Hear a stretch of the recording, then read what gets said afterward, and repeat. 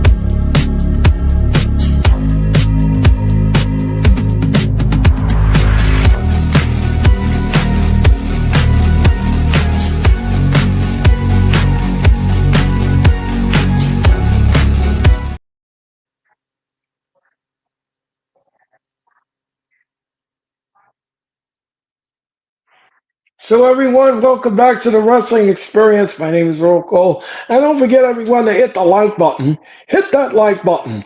And, of course, subscribe today. I greatly appreciate it. And thank you all so much for pumping into tonight's extravaganza.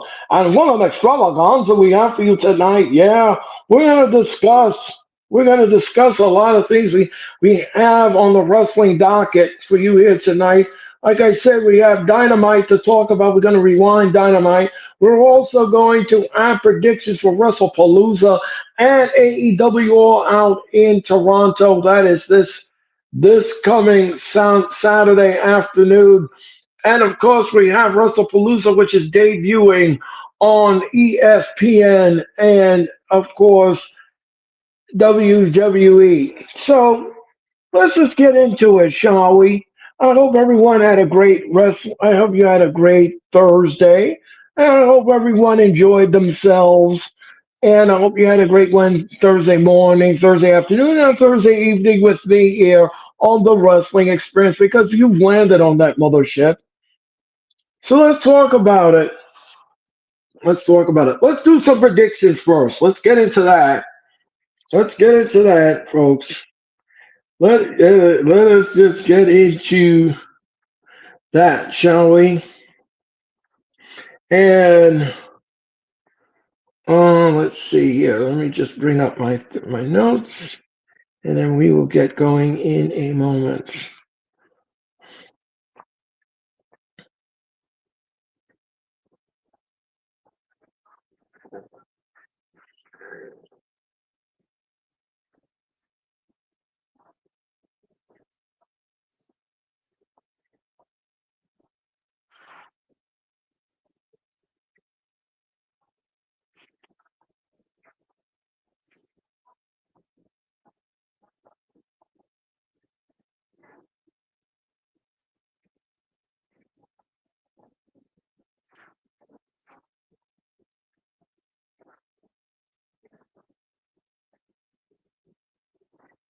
All right. So the first match we're going to talk about is WrestlePalooza, and let's see what's happening in the chat before we begin.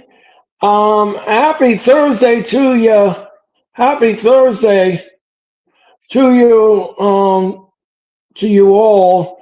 Happy Thursday to you, Daniel Berry Sports. How's it going tonight? Hit the like button, Daniel. Thank you for your time. And the mothership has landed. Absolutely, Jeffrey. What is up, Jeffrey? How's it going tonight? Happy Thursday to everyone in the chat. Make sure you hit the like button. Make sure you smash that like button. You smash it. I greatly appreciate because I can't do the show without you. Can't do it. So, ladies and gentlemen, we are going to predict WrestlePalooza. All right, here we go, folks.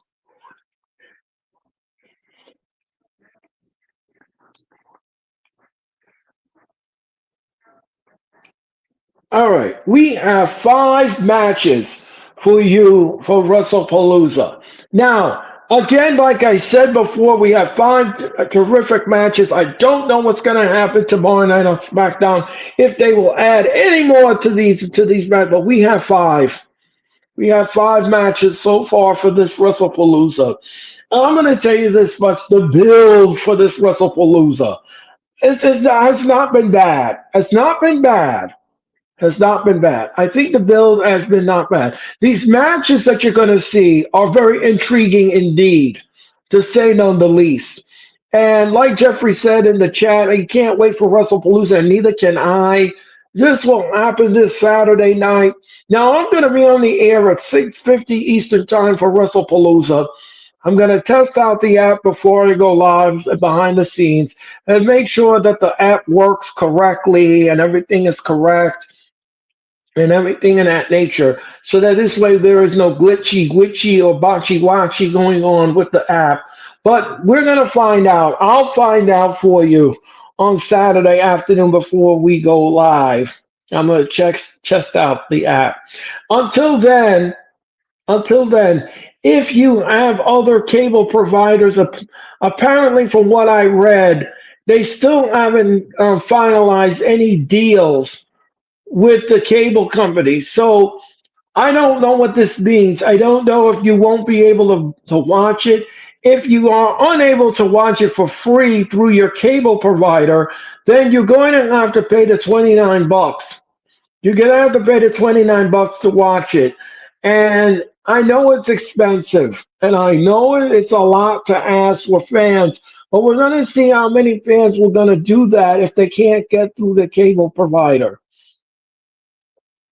Oh, you like that? Apparently, Jeffrey likes that. Jeffrey likes that.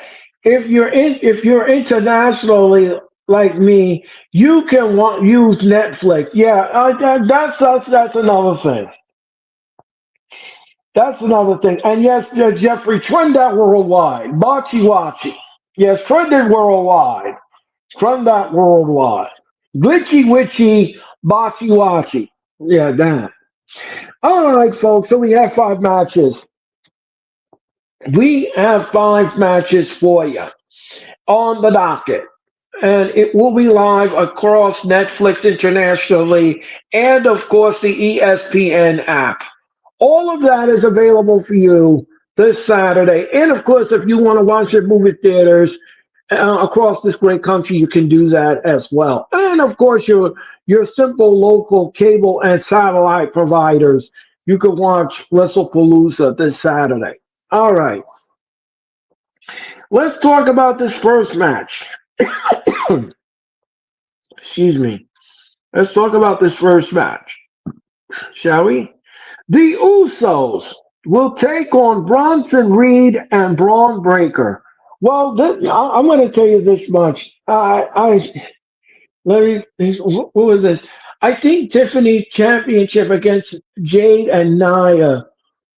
uh, Between Jade and Nia Jax will be added. Well, we'll have to see about that on Friday Night SmackDown if Nick Aldis does that, which will bring the match total to six. Um, so let's talk about this for a second. The Usos will take on Bronson Reed and Braun Breaker. The match is going to be fine. The match is going to be okay for what it is. And like I said before, and I'll say it again, this feud has been mired in all kinds of one-upsmanship. The Visionary has gotten one up on the Usos. The Usos have gotten one-upsmanship on the Visionary. So this match is going to be something that I think everyone is going to be very intrigued about. Excuse me. Will I want to see this again? Dude. No, I don't want to see the skin. But here's the thing. Here's the thing that I want to see in this match. Here's the thing. We can't keep playing ping pong here with this feud. We can't. 1 minute they win, you win. Next, I want to see a clean finish here. I know we're not going to get one. We're probably not going to get one, but I would like a clean finish in this match, and I think the feud should be coming to a close. They need to put something else on here in this program. This feud with Penta and LA Knight and it's getting boring now. It's getting redundant, and the visionary needs to go into another program. They need to feud with somebody else, and I think they need to do that ASAP. So, based upon what I think, Jeffrey has the Usos winning. I have the feeling the same way too. So I'm going to go with Jeffrey, and I'm going to go with my Earl caution here. I'm going to give the match to the Usos. The Usos will win this match. They will win this match over Bronson Reed and Braun Breaker. All right. All right, folks. All right. All right. Let's talk about this next match. Let's talk about. Please don't let LA. What was this? What did Jeffrey said? Please don't LA Knight cost you. Yeah, I don't want to see that anymore. I don't want to see that anymore.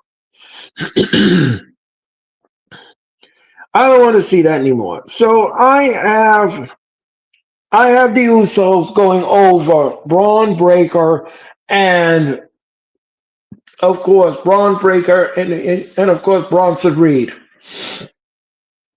All right, so the Usos are going to win the match. All right, let's continue. For the vacated Women's World Championship, Io Sky will take on Stephanie Vaquer. The match is going to be fine. Now, the reason why this match is happening, folks, is Naomi had to vacate her title because she is with child. Naomi is out of action for 9 months, and we don't know when Naomi will return to the ring. However, the vacated title is up for grabs. It's Io Sky taking on Stephanie Vaquer.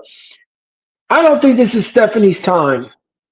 I don't think this is Stephanie's time to win the title. I don't think so. I think it's too soon in the program to give Stephanie Vaquer the title. She'll give Io Sky a run for their money. What was this? I blame Big Jib. Yeah, well,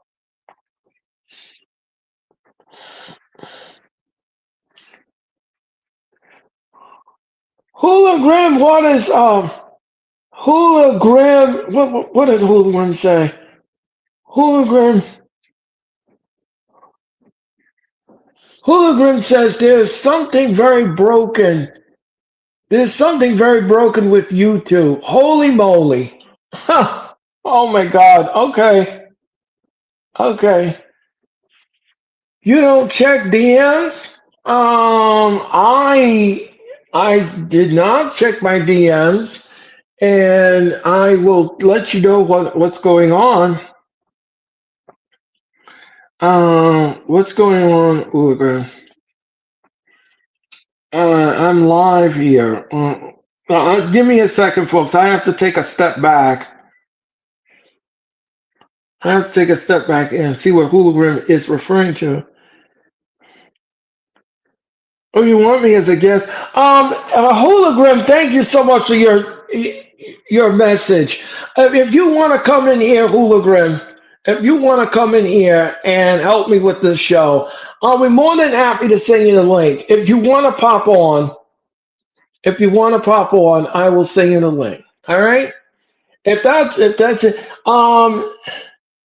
yeah, check it.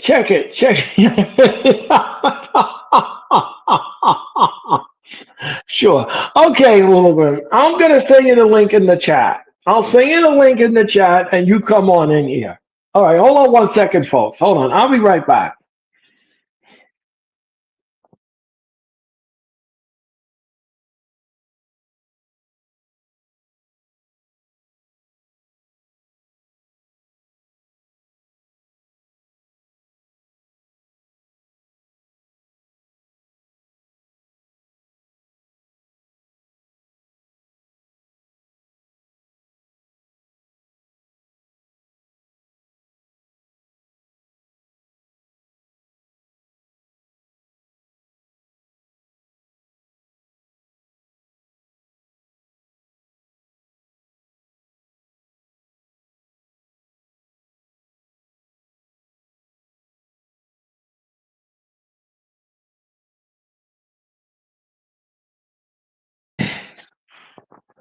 I am back and available. All right, folks. So I sent Hologram the link in the chat. All you have to do is copy that link and you can be part of the show. All right. So getting back to what I was saying about Stephanie Vacour. Stephanie Vacour is going to take on Io Sky for the women's championship.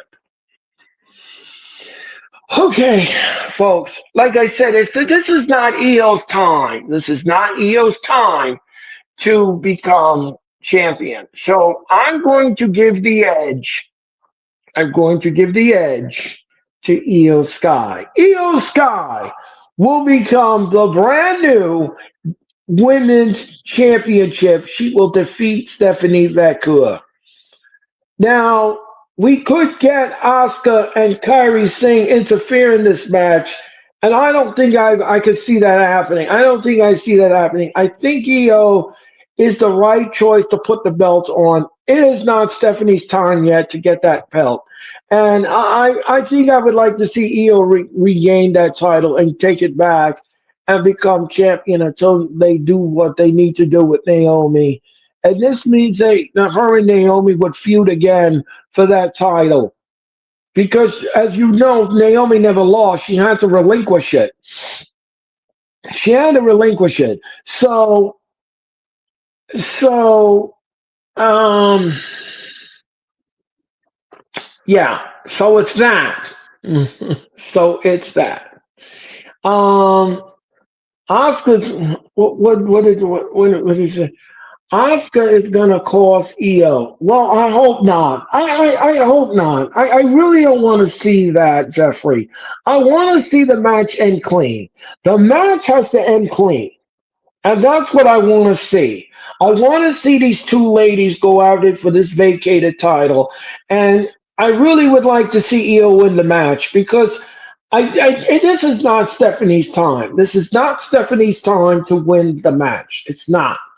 So I'm going to err on the side of caution here. What did Jeffrey say? Naomi's going to come back with her baby in her arms, and yeah, that's what she said. That's what she said. That is what she said. But like I said, I don't think this is Io's time. I mean, this is Io's time to get the title back. So I'm going to say, I'm going to say, with all due respect, that Io Sky will become the new women's champion and she will defeat Stephanie Vacour. Okay. All right. Okay. Let's continue. Let us continue. Let's continue. Let us continue. All right. This is the main event. Well, we're not talking about that yet. No, we're not talking about that. We're not talking about that yet. Okay. The undisputed championship. Cody Rhodes will take on Drew McIntyre. All right, folks, Drew McIntyre wants the belt from Cody Rhodes. And you remember he laid Cody Rhodes out on a recent edition of SmackDown when he claymore him through the broadcast table. Cody Rhodes was out for a while because he just had the birth of his child and he needed to sell those injuries and the that took place with him and Drew McIntyre. I don't see Drew McIntyre win the belt. I don't see the Drew McIntyre wins the championship. He doesn't win the belt. So therefore, I'm going to say Cody retains.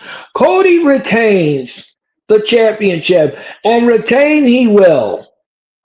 And retain he will. So Cody Rhodes retains the undisputed championship against Drew McIntyre. It's going to be a hard fought physical affair. It's going to be really wild and all over the place.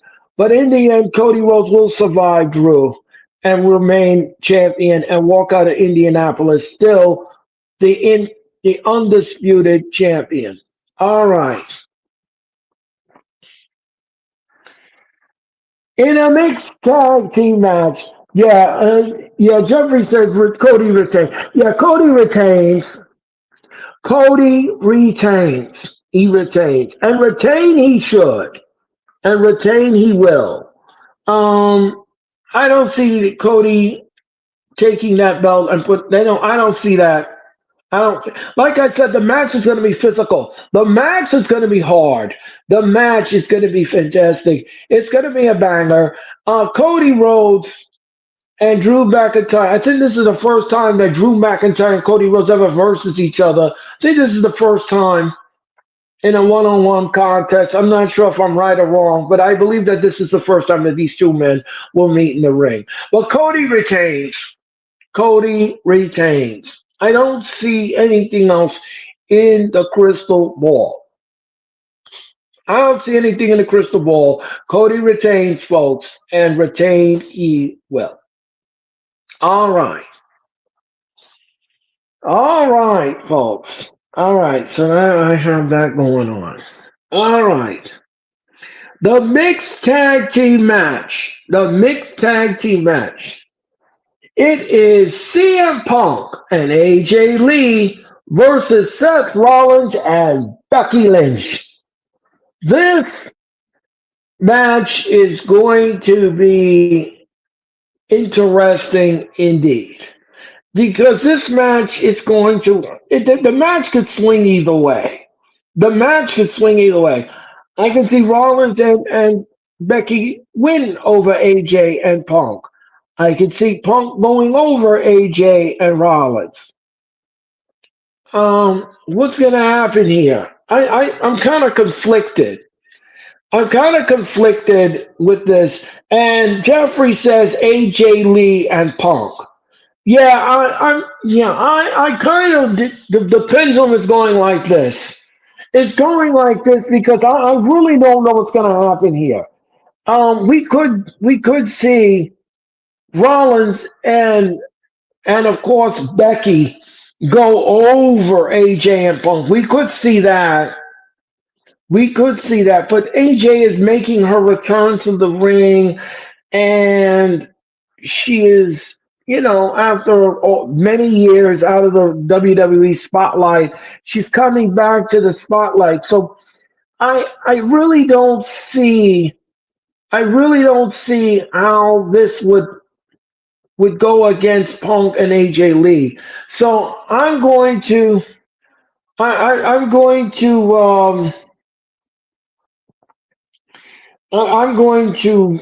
to say AJ Lee and Punk win this match. And Hologram is here. Let's on to the screen.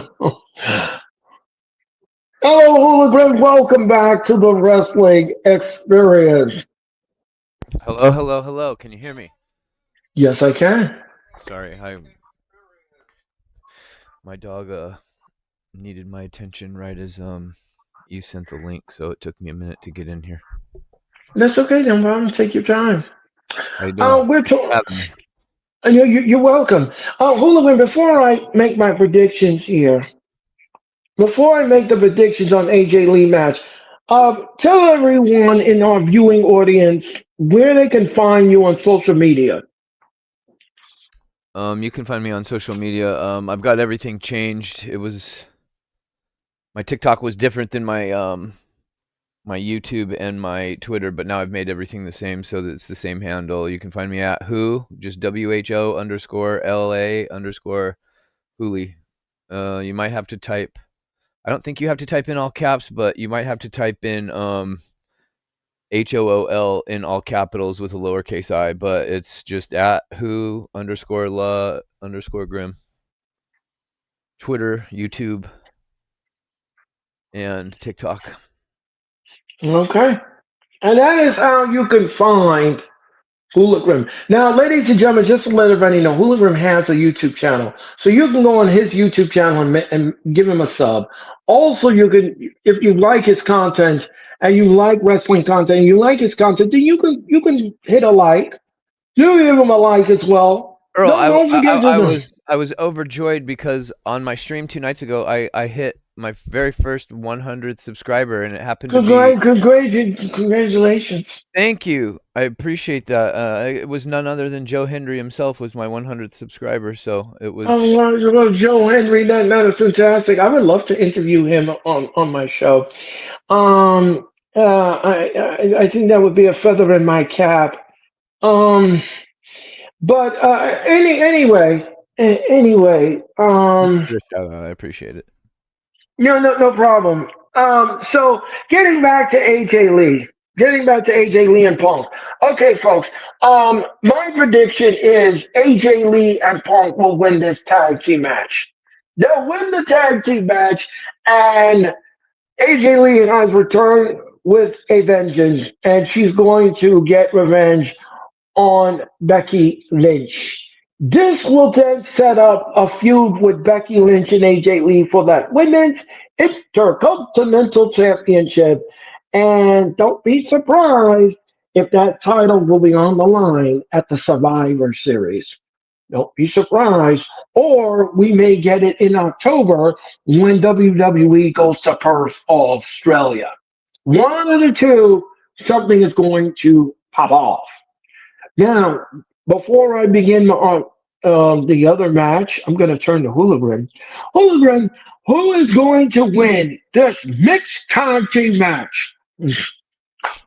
Well, before Monday Night Raw happened, I was assuming I was battling back and forth with it just because of what's going on with the Brawny Bronze and how Seth is now kind of almost kind of like they've forked in the road with their storylines as a faction, and they're kind of the Bronze are handling their own thing, and now Seth is doing this thing with Becky. And I thought that they kind of need a win, in my opinion. But then after what I saw on Monday, I completely changed my opinion. I think that Punk and AJ Lee are probably most likely going to win this match. Yeah, I'm going to agree. And Jeffrey says, Hooligan popped up like a ghost. Yes, he did. And then Jeffrey says, congratulations. Thank Okay. you, Jeffrey. I appreciate that. And I was stoked. It took a long it was a long hard year just to get to 100 subs. I got to figure out how to get better to well, grow bigger. But I'm gonna give you a tip, Hologram. I'm gonna say this. It's very hard to maintain a YouTube channel. When I reached up 500 subs, it was a lot. It was a daunting task, but after all, I survived a lot of things through it's the hard. Twitter wars. Yeah, it's hard. Um, Jeffrey says, "Oh no, you all said his name. Oh, okay. Yeah, it was crazy. Uh, I didn't even say his name. He just appeared in my chat on Sunday, and I thought, I'm sorry, not on Sunday. On what day is today? Thursday. yes, it is. When did I stream? Oh yeah, for NXT. And I It didn't says understand how he was in my chat and on NXT at the same time. It was quite remarkable. But he quit typing for a while, and then the next thing I know, poof, he's on my TV screen. And then oh, when his segment's over, he comes back into my chat and said, "Sorry, he needed to talk to oh shit, my brain can't even remember what segment he had on NXT." But keeping okay. kayfabe alive, he was keeping kayfabe alive, which I appreciated. So shout out to Joe Uh, Hendry for being my 100th subscriber. nice job.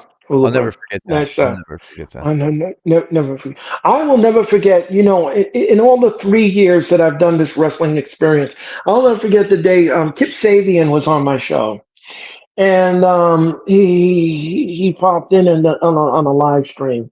Um, I I mean, he was in the arena. The person I had, I don't remember the name of the person that I had on the show, but they were in the arena live as I was talking to him, and they saw Kip Sabian popped in and said hello. It was the most wildest night I've ever had on the wrestling experience.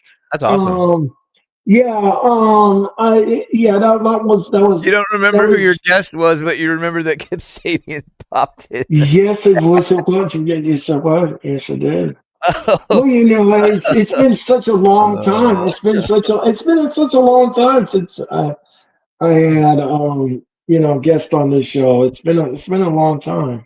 3 years I of bet I could fun, guess three who years it of was. yeah. Go ahead, take a guess. I don't want to put any. I don't want to put any names out there. I don't need any negative No, backlash headed my way. In case there's any, right. in case there's any internal beefs going on with anybody, I don't want to. I don't want to stir the hornet's nest. But Yeah, yeah. It was.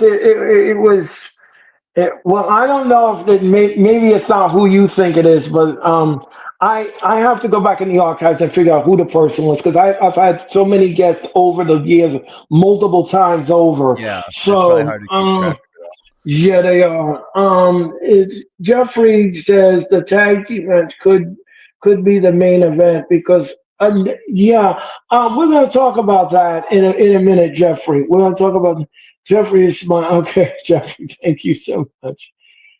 You gotta be consistent on your channel. Yes, that's a good tip. That's a good tip to be on the YouTube. You gotta be consistent.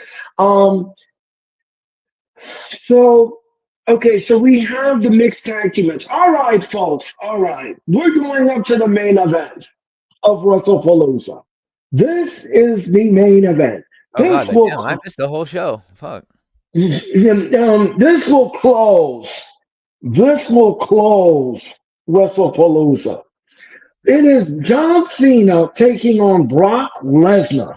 Now, this match, we all know why.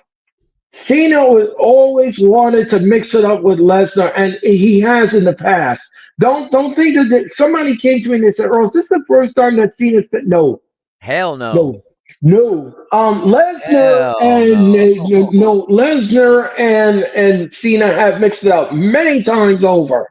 Does anybody Um, remember the year that the WWE Network became a thing and we had the summer of Suplex City when John Cena got yep, suplexed like 98 times in the ring by yep, Brock? yep, yes, and he lost the belt. God Yes. damn. I can't believe that was Um, 13 years ago already. That's crazy. yeah, Lesnar destroyed Cena. This Uh-huh. is Did Lesnar Cena's just come back final. too, didn't he? Yeah, Cena. This is Cena's final match with Lesnar. This Yeah, is Cena's final match. So because of all of that, we all know who's going to win the match. Now I don't know how they're going to do the ending to this match. I really don't I don't because e what was that, Hooligan? Oh, sorry, I was agreeing with you. Yeah, I don't know how this match is going to end. I don't know how this match is going to end. But here's the thing, folks. Here's the thing. This is the final time that Cena will be in the ring with Lesnar. Yeah. This is the final time. This is it. This is no more after this. After Cena does this program with Lesnar, this is it. This is the end of the line. Cena's dates are dwindling down to the precious few. Precious few. By the way, everyone, just to give you a ticket update on Madison Square Garden and the TD Garden in Boston, both shows only have 500 tickets available. That is it. Both venues have 500 seats left. That is it. Are those Cena's That last is two it. appearances?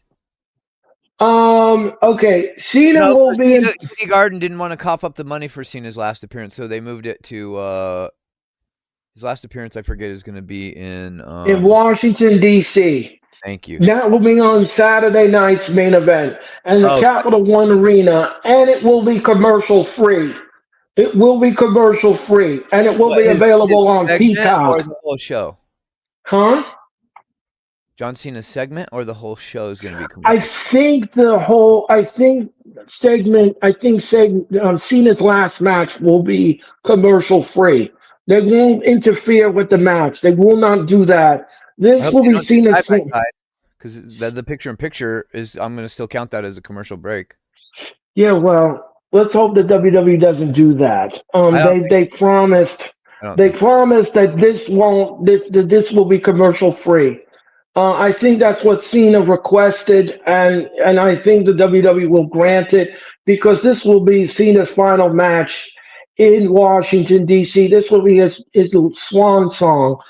Cena will do his last match, and I'm sure the tickets will fly way out the window the minute the ticket sales go on sale. Um, they wanted to, like Hologram said, they wanted to do it in the TD Garden, but the TD Garden official says that on that day, the 13th of December, they already have the arena booked for something else. So WWE had no alternative but to move the event from the TD, take it out of TD Garden's hands, and then give it to Washington. So the Capital One Arena stepped up and said, "We will do it. We will take on Saturday night's main event." And that is what they're going to do. And that is what is going to happen in Washington. So the TD Garden instead will be doing Monday Night Raw on the 10th of November. And that will be Cena's final appearance in the Boston Garden, in the TD Garden. And like I said, only 500 tickets are available. And that's it. Um, I am quite sure by the time we get to November 10th, we are going to get a sold out RSO on the marquee, and that will do it. As well as Madison Square Garden, which, by the way, I will be inside Madison Square Garden. And this will make my 205 appearance inside Madison Square Garden. So, and this will be WWE's final event in the tri state area. They are done. They are done after this. What do They you will mean? not be. They won't be coming here in the tri-state area until the new year. They're Oh not yeah. doing. They're not doing the garden show in December. They decided not to do it. Oh So, really? yep, they decided not to do it. So, this will be WWE's final appearance in the New York market. Huh. Okay. All right. I thought you meant like forever. I was like, what the No, hell no, happened? no, no, no, no, no, no, no. They will be back in the New York market. When? I don't know.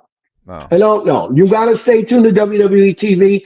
I don't know. Now, just to let everybody know that there's double admission tickets for WrestleMania 42 are on sale right now.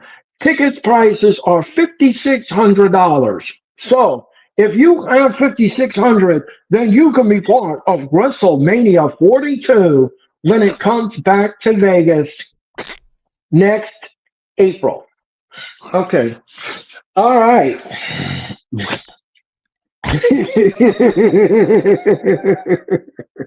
Okay, folks. So that was WrestlePalooza.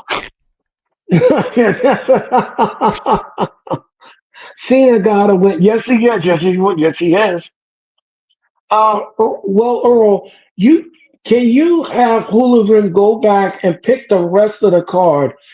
Who he thinks will win? What? Yeah, I'm going to do that, Jeffrey. Thank you for telling me that. So what I'm going to do is, before I move on to something else, out of respect for Hooligan and I respect his mind, I'm going to roll back the card and I'm going to ask you for a spirit because I already did it. I already did it.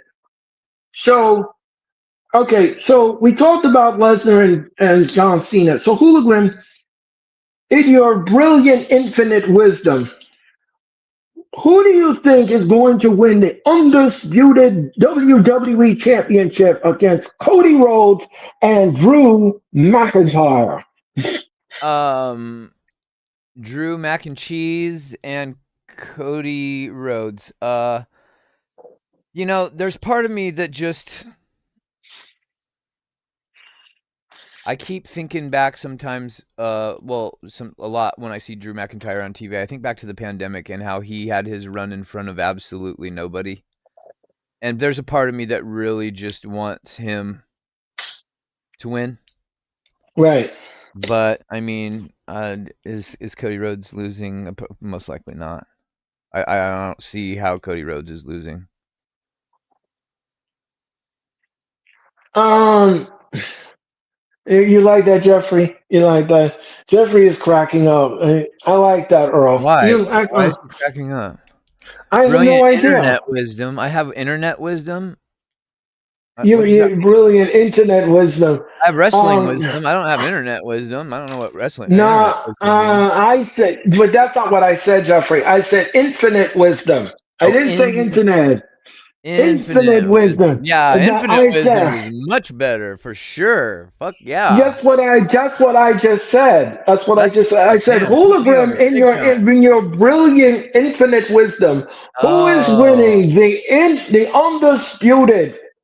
The Um. undisputed. Who did you pick? I have Cody Rhodes. Yeah, I I said just don't Cody see. Rhodes retain. I You said can't he's have. gonna retain. You can't have Mm, two heels holding both titles. no, no, no. And Cody Rhodes is like, I mean, he's still the face of the company, still the poster child right now. There's no way, especially if you're looking at the political landscape of like our country right now. There's no way Cody Rhodes is losing. There's no possible way. He's too red, white, and blue. You know what I mean? I understand, Jeffrey. Yeah, no, I get what you're saying.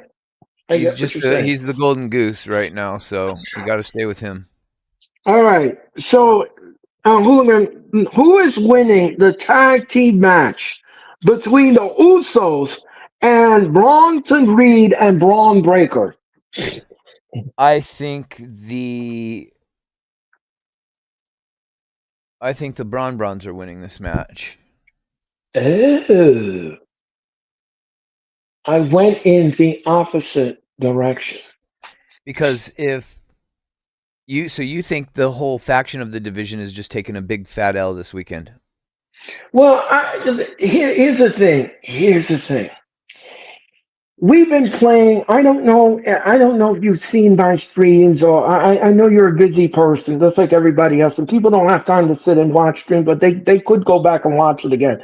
But I can't. I said in the beginning of the show, in the beginning of the streams, I said, Hologram, that we've been playing this one-upsmanship. Like 1 minute, like 1 week, the faction goes and it wipes out everybody. Then the next week we have the baby face wiping out the faction, and then it keeps going back and forth. So I'm gonna. I said that this is the time for WWE to put the hammer down here and make the babyface go over in this match.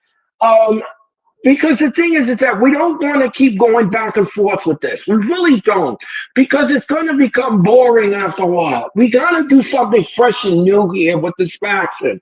We got to do something new here. So I'm gonna say in my heart, I said in my heart of hearts that the Usos were going to go over Bronson Reed and Braun Breaker. That's Uh-huh. what I want. That's what I want to see. Because the thing is that if they win the match, okay, if you make Bronson Reed and Braun Breaker win the match, all right, now we're gonna go. Then they're gonna start complaining, and then we're gonna get him again, and then in Australia we're gonna get a rematch. I don't want to see that again. I really don't want to see this again. I don't. What I would like to see is something fresh and entertaining for my brain, for me to pick apart or to analyze or to go over or to make my own opinion. I just want to see something different in this program. So that is why I picked the Usos to win the match. Yeah, I feel it. Um, I pick the bronze because if you look at if you look at the Usos, they've been teasing that even though they're kind of back together, they're almost teasing a split up at the same time that they're getting back together with the whole Jimmy getting on Jay for acting like Roman, and they're kind of like there's some tension between the Usos right now. So if they're going to continue with that angle to keep us wondering what's happening with them, then I for sure see them losing this match this weekend to further drive a wedge in between Jimmy and Jay. Wherever that's leading, I'm not sure. I totally understand your point and where you're coming from and why you want to see the Usos win. And I could see that happening as well. I just feel like it's not a good look for the Vision if they all lose. Yeah, no, I understand. I understand. Chris, how's it going? Chris, how's it going tonight? Hit the like button, Chris. Everyone in the chat, the Usos need to get it If fixed. Yeah, if the I Usos agree, Chris. win, if the Usos win, then this should be the beginning of them being on the same page, and they should just stop with the tension and the teasing of whatever this because they just got back together. So are they teasing a breakup already? Of what I don't know what the tension they're teasing is or what that means, but they need to stop. If the Usos are going to win this weekend, then they should stop with that teasing that tension between them. I think, and they should just be together, Yeah, back together again. yeah. I'm just gonna just say this, Hologram. I'm just gonna say this. We've already seen the Usos split. Yes, We already seen that happen at WrestleMania and it was 40. bad. It was bad. Yeah, I don't think we want to dial that back. I don't No, think we want to dial that back. And I don't want to see too that soon. happen. That is one. That is why I said they have to win this match. It's critical. It's a Yeah, critical element in this department because I I agree. don't want to see this going on and on. I cannot. I do not want to see this go on and on. And I rather not see these two rift break apart again. I don't want to see them dialing that back. We don't need to see that. We don't need to see that. And it's already been done already. Been there, done that. Let's move on. Um, we don't need to see that. So like I said, I want to see something different and fresh here I in the agree. salad, in Yes. the booking salad. So I'm going to give the Usos the edge here. I'm going to earn the side of question, and I'm going to give the Usos their flowers, and I'm gonna say they're gonna have to go over. They're gonna have to work as a cohesive unit, and they need to go over Braun Breaker and Bronson Reed. That's what I want to see. That's what I want to see happen.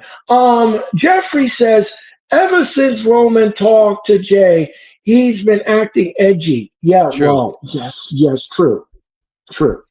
And Chris says Paul Heyman's been out to destroy the Usos. Yeah, Chris, I understand that, but we need to see something else in this program.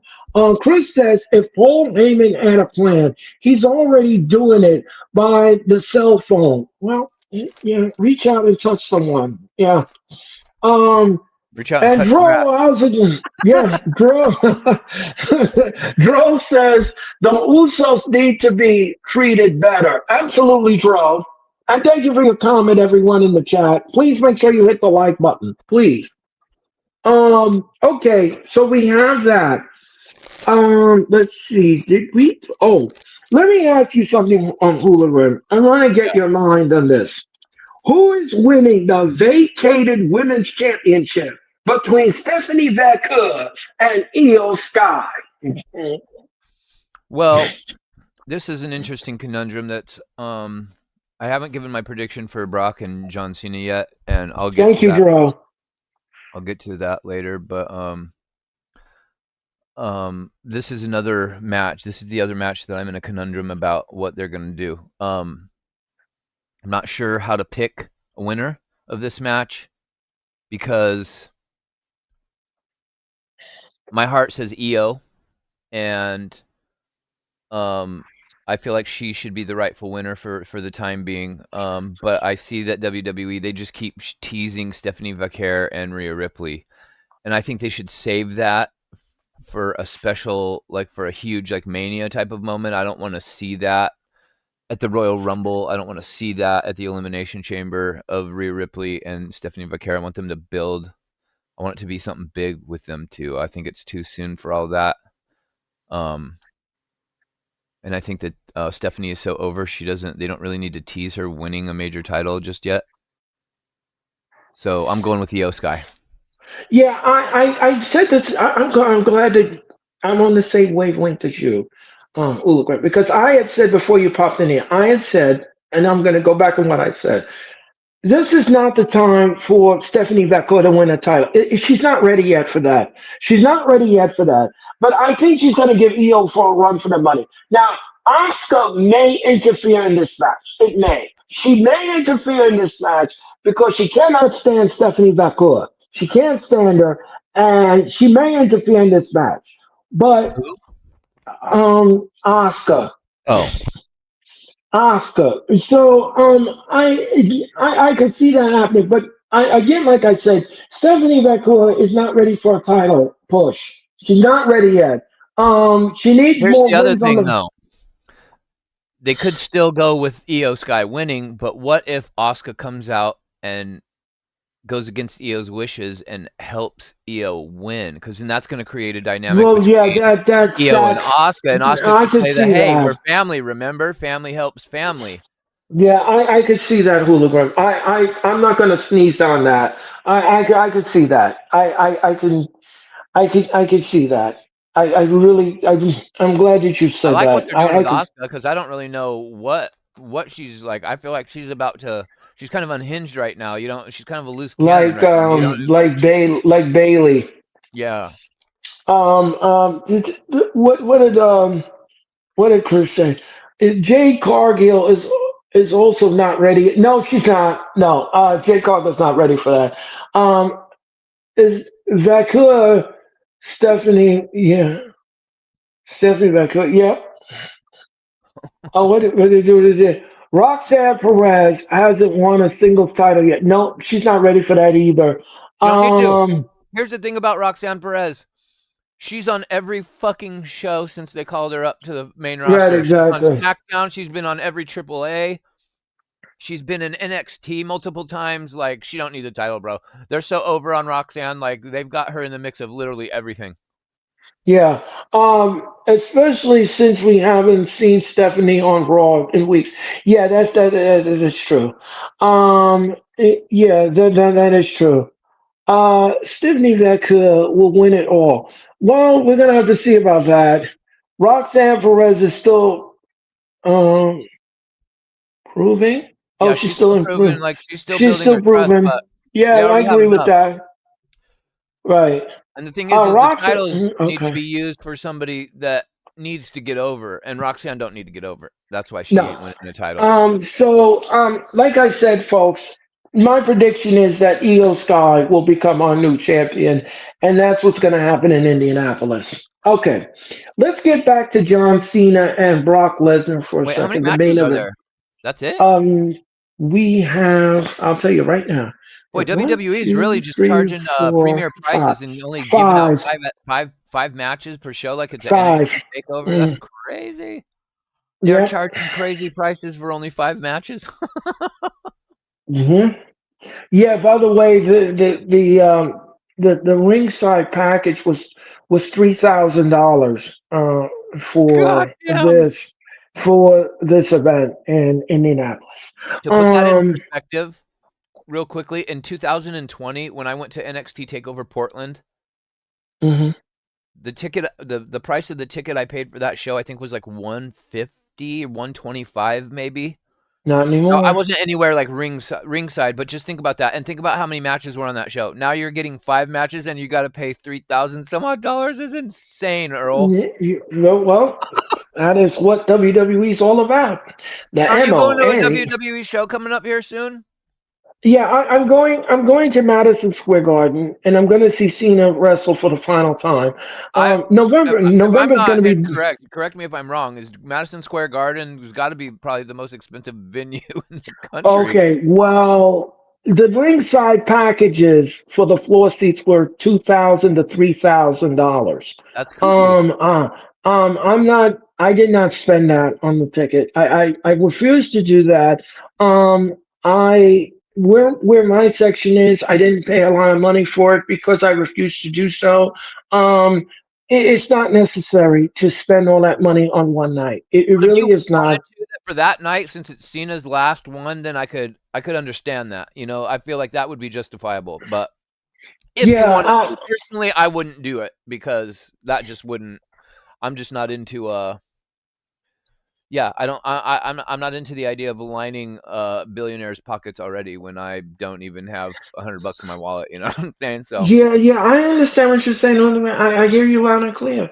Like I said, I did not spend a lot on this ticket. I really didn't. But I just wanted to be part of history. I wanted to yeah, sit hell there. yeah. I Hmm. wanted to be part of history, just like I did with SummerSlam. I wanted to be part of the first time that we did 2 nights of SummerSlam. That is the only reason. That was the only reason I bought the ticket. Now, if it Justifiable. I was, would have done the same. yeah, that's the only reason why I bought the ticket. That's the only reason. Nothing else. But just that. Just to say that I was there and I was witnessed it and I saw it firsthand for myself. Um, that's the only reason why I did it.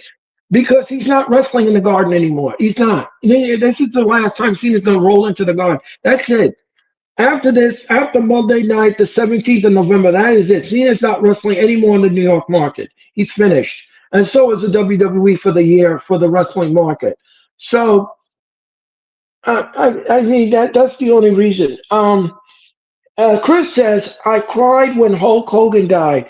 He didn't deserve, like Charlie Kirk didn't deserve it either. Yeah, Chris, please don't bring those kind of things up here on my show. I'm not going to comment on that, and I'm not going to. Just try to keep it wrestling. If you have any questions, keep it wrestling, please. We can't discuss that on the air. Um, Chris says WrestleMania and Hall of Fame pay tribute. Oh, yeah, I hope that they will. I hope that they will, Chris. That's crazy. Yeah, it is, Jeffrey. And Chris said she's proving to be Liv Morgan's replacement in Judgment Day. Okay, okay. Jeffrey says it would be six tomorrow. Okay. Luger says Hogan is already in the Hall of Fame. Yes, he is. He sure is. I don't think they're gonna mention him. There's no need to. No, They might do Hogan like laid some the sort of like groundwork they for might say wrestling. something Yeah, he during did. WrestleMania about him, but I don't think they're gonna say nothing about him on the Hall of They've Fame. already, Chris, they've already made tributes to Hogan already, and I don't think WWE and TKO is going to To bring do it up any again. more. Yeah, they're not going to do that again. They're not going to even put him in the Hall of Fame because he's already been in the Hall of Fame.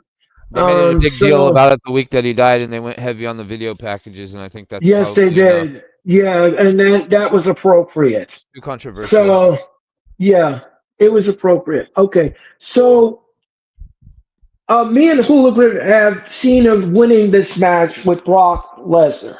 No, no, I haven't said Okay. my pick yet. I don't know Oh, who I'm sorry. no, no, it's I okay. apologize to you, No, no, you're Hooligan. good. You're good. I don't know. I've battled with this because Brock Lesnar hasn't said what if he's back. Is this a one-off? Is he back for how long is he back for? Is there like what's going on? Cena only has a couple more appearances on TV left. I think he's got two Raw appearances left, and then there's two more PLEs before he's completely done. And that's not enough time to build even another storyline. So I'm still sticking with I think his final opponent and his final match is going to be Logan Paul. But I think they're going to duke it out one more time, and because there's not enough time to build anything, you got to go with somebody that he's already had something been building with, and the most recent person would be Logan Paul. But What about I the don't I Miz? don't know what Brock Lesnar's purpose here is. If he got called back just to do a one-off with John Cena, or it's just weird that they're going to just have a one and done for old time's sake. Brock Lesnar hasn't said a word. It just doesn't make sense. So that is really kind of throwing me for a loop on who I feel should win. Can Cena take a lot? Is Cena going to win? Is he going to lose his last match and win this one? Is he going to lose both of his last matches? I don't really feel like that's a good look for somebody you've been calling the greatest of all time all year long. And they're not Uh, going to stifle his momentum. They I don't know. can't. I think Cena should win, but why the fuck would you bring Brock Lesnar back just to lose? Like, I'm so confused by I the Brock Lesnar bringing him back, especially with the current controversy and stuff surrounding him, you know. right exactly. Um, I,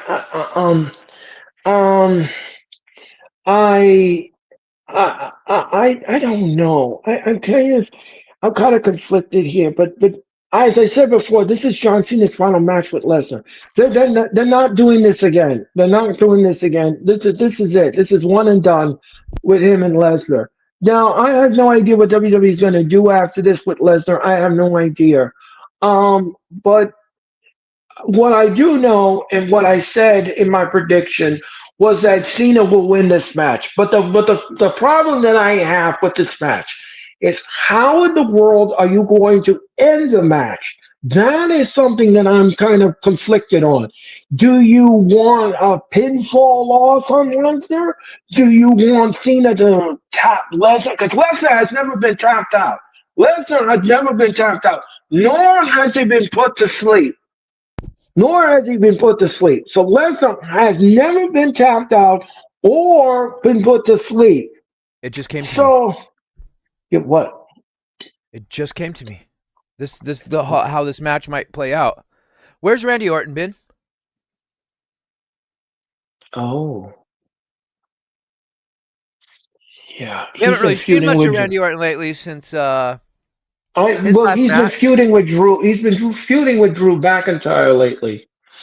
What if he just takes a complete swerve away from that? And what if he ends up helping Cena beat Lesnar to set something up? Maybe Cena and Orton is Cena will be Cena's final opponent.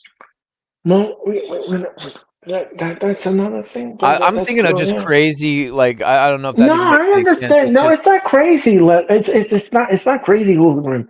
I just don't get It, Brock Lesnar being a part of this thing, and the fact that he's been back a couple of weeks and hasn't said shit is like what? And he ripped yeah, his pants. He split his pants. yeah, yeah, and he didn't care Ah, about it either. He didn't care about it he either. twerked. He twerked after he He, did it. yeah, he didn't care about that. He wanted to get his point across, and he did. Um, so like I said, I don't know, folks. I don't know how this is going to end. But here's the thing, though. We could see a pinfall loss. We could see Cena choke him out, and he never tapped, and he passed out. We could see that. We could see that. Um, it's just I don't know how to end this match. I don't either. I Because don't know either how to either end the outcome match. doesn't make sense. Like it doesn't make sense to bring Brock back to lose, but Cena's only got couple of matches left, so why would he Yeah, lose? Like and the thing is that Cena is, like I said before, his matches are dwindling down to a precious few. So, um, the only other outcome uh, it leaves me with is a fuck finish. yeah, Somebody comes out and interferes somehow. yeah, I don't know how to end this match. But I who? Logan really, Paul? I don't know. I don't know. I mean, I just can't see WWE going in there and dominate him in the match. I can't see that happening. And I can't see a squash. I don't want to see that. That I don't want to see. That Thank you, I don't want Jeffrey. to see. Thank you, Jeffrey, for bringing that up. It's the same thing Brock did to Cody. Just attacked him and didn't talk about why. There was no right. We never got an explanation why. Out of Yeah, we nowhere, never we got did. Cody Rhodes and We Brock never did. Lesnar. We never did. We never did. No, still to this Um, day. And I think that's what they're doing here with Brock and John Cena. Just it's it's the happening. same. Yeah, And it's the same thing. It's the same. You're right. It's the same thing. I was just thinking Um, that like 2 minutes ago. I was going to say that, Jeffrey. So Chris thank you for says bringing the that up. sheep herders versus the Fantastics would be in the feud Hall of Fame category next year. I have no Okay. idea. I don't know who those are, but Oh, the okay. comment before that. He says the Hardy Boys should be in the The- Hall of Fame next year too. The Fanatics, the Fantastics, Tommy Rogers, and Bobby Fulton deserve to be in the Hall of Fame ballot next year. I don't know who that is. oh, let me go Demolition, back yes, and say Demolition should be yes. the sheep herders. Bam Bam Bigelow, Oh, Rick Martel. Oh, Chris Gallegos is going off. You got to scroll way up. He's been talking for a minute. At least the Fantastics, Tommy Richards, and Bobby Fulton deserve to be in the Hall. Okay. All right. Let me just go back and look at these comments. Randy's been in SmackDown. Okay. The Hardy Boys should be in the Hall. Wait, now, Chris, I think the Hardy Boys are in the WWE Hall. Are they not? I think so. I Uh, think so. I'm pretty sure they're not. Uh, okay. John Cena deserves to be in the Hall. Yeah, I agree with that, Chris. I agree with that. That I agree with. The Hardys aren't in the Um, Hall of Fame, Earl. okay, well, okay, thank you, Wim, for that. And yes, I think the Hardy Boys should be in the Hall of Fame next year. Demolition should be in the Hall of Fame next year. Okay, okay. China should get her own solo spot in the Hall of Fame. Yes, that's another thing too. Brock is doing the same thing he did. Yeah, I agree with that.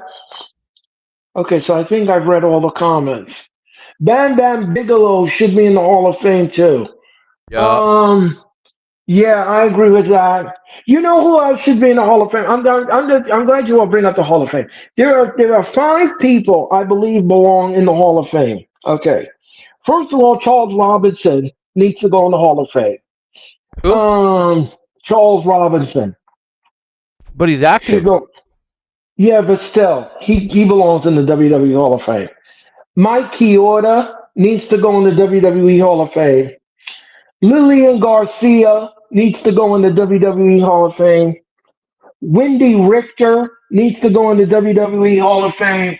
And there's just one person. This is and of course you did mention Cena. So these are the five people that I think belong in the WWE Hall of Fame. They belong there. Yeah, I agree with that assessment.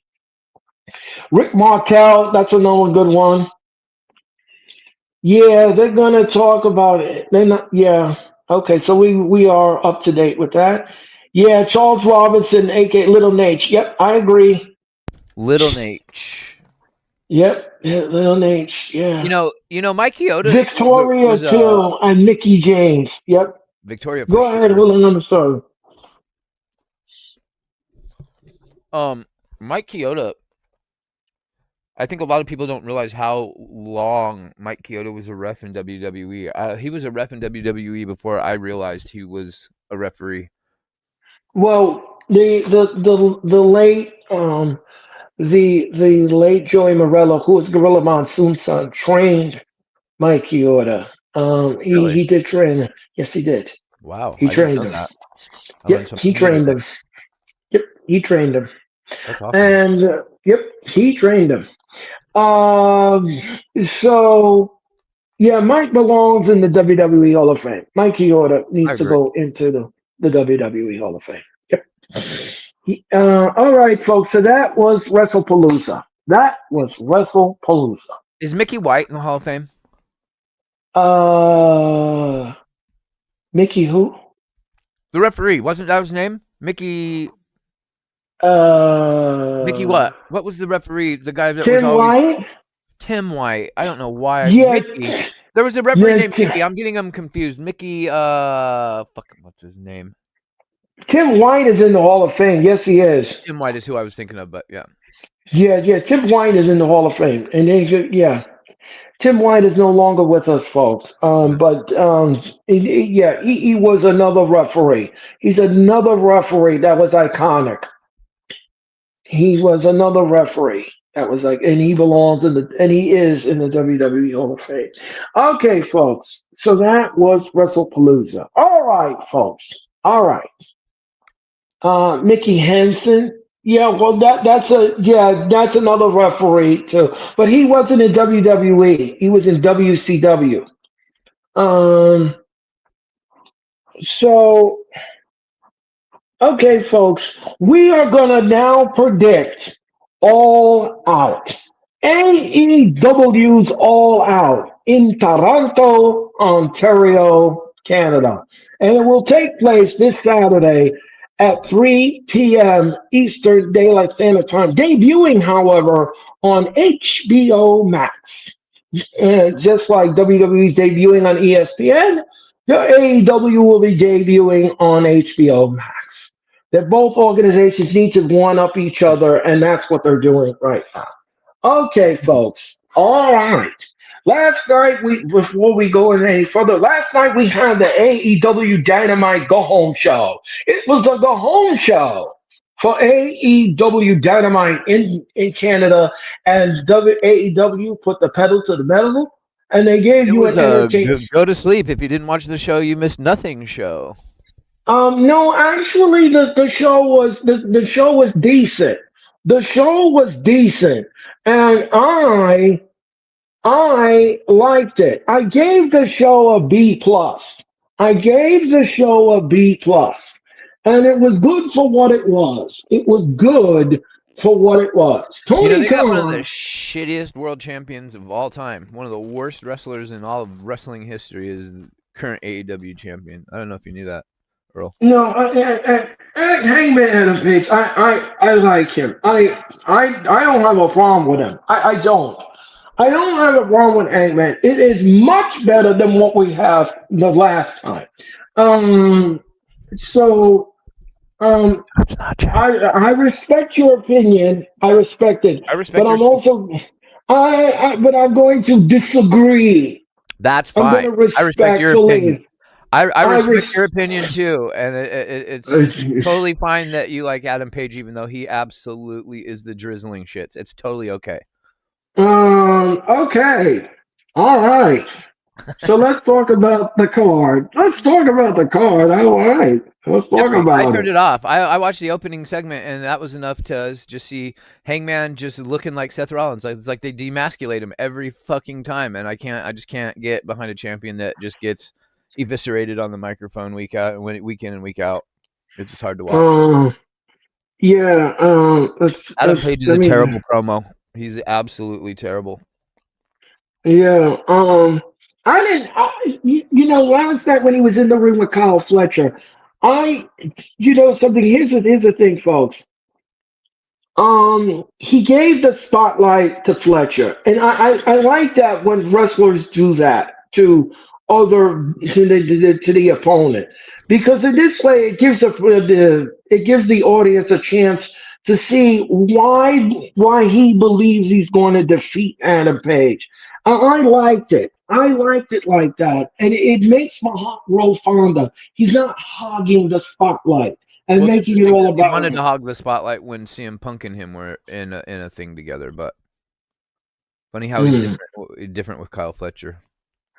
Yeah, well, I mean, Fletcher is going to. He has this. He is.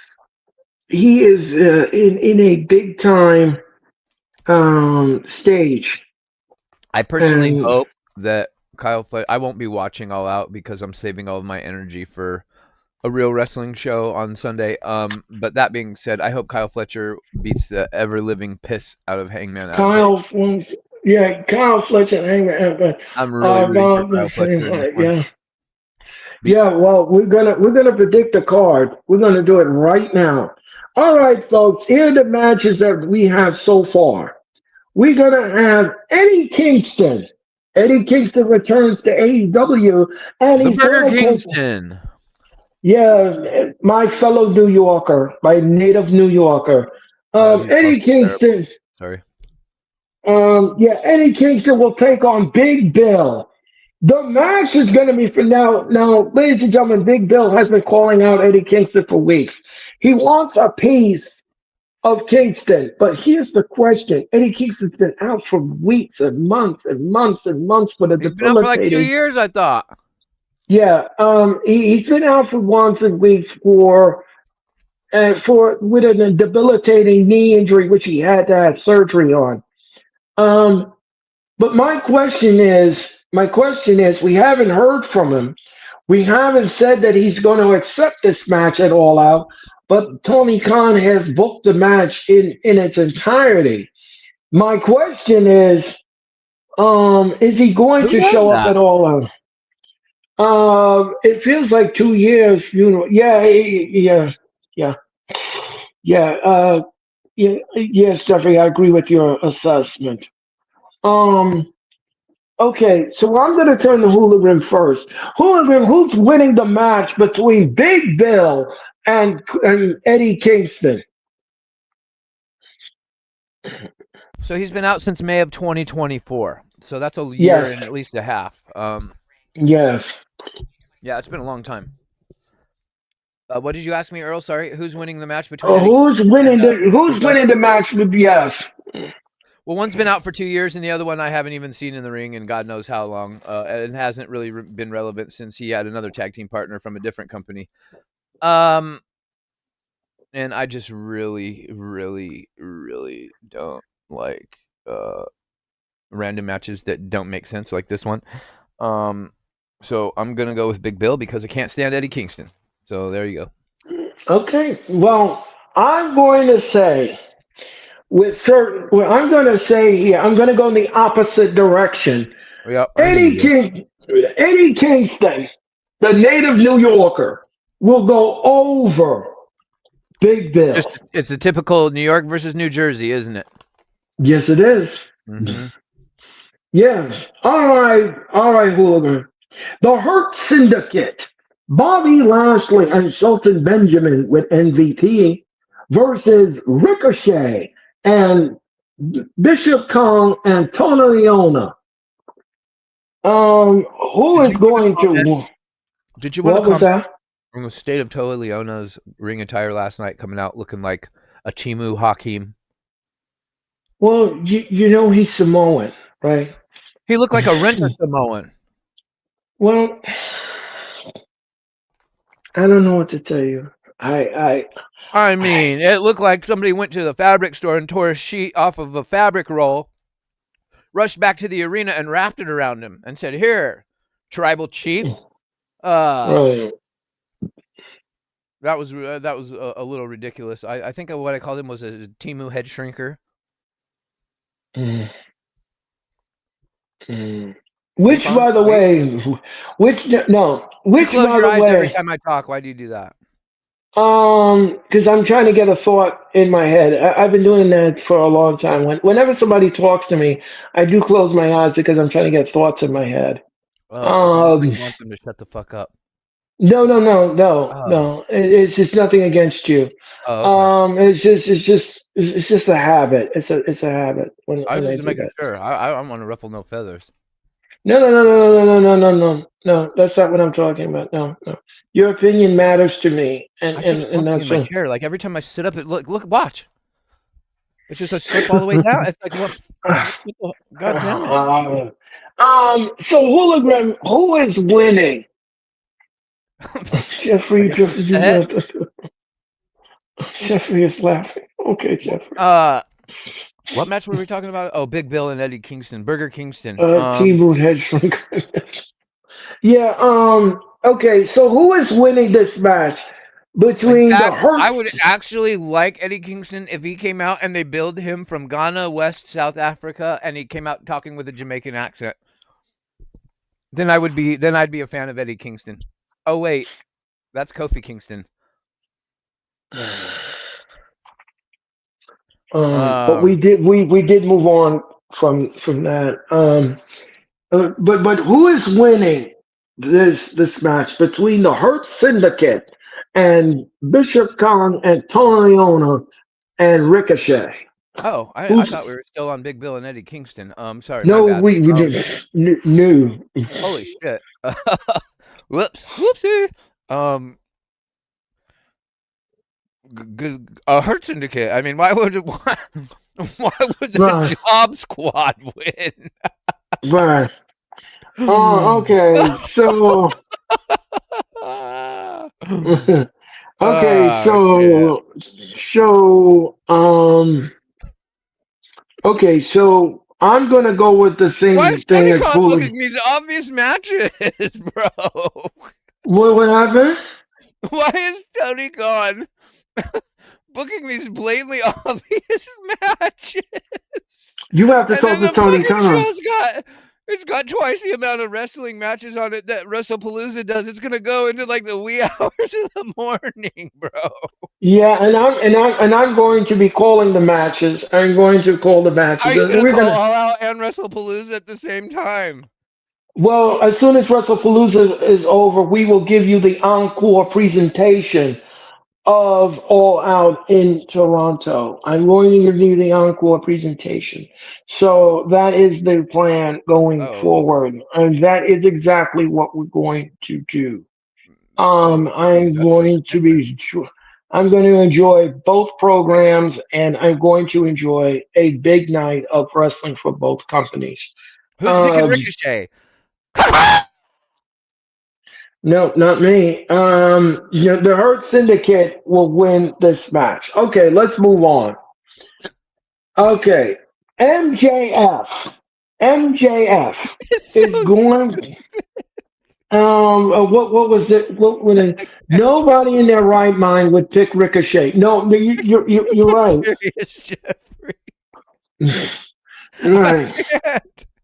It's so fucking dumb. I can't.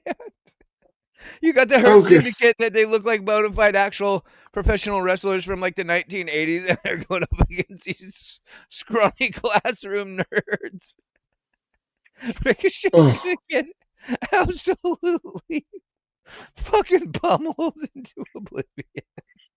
we're gonna see. Remember, Ricochet has tricks up.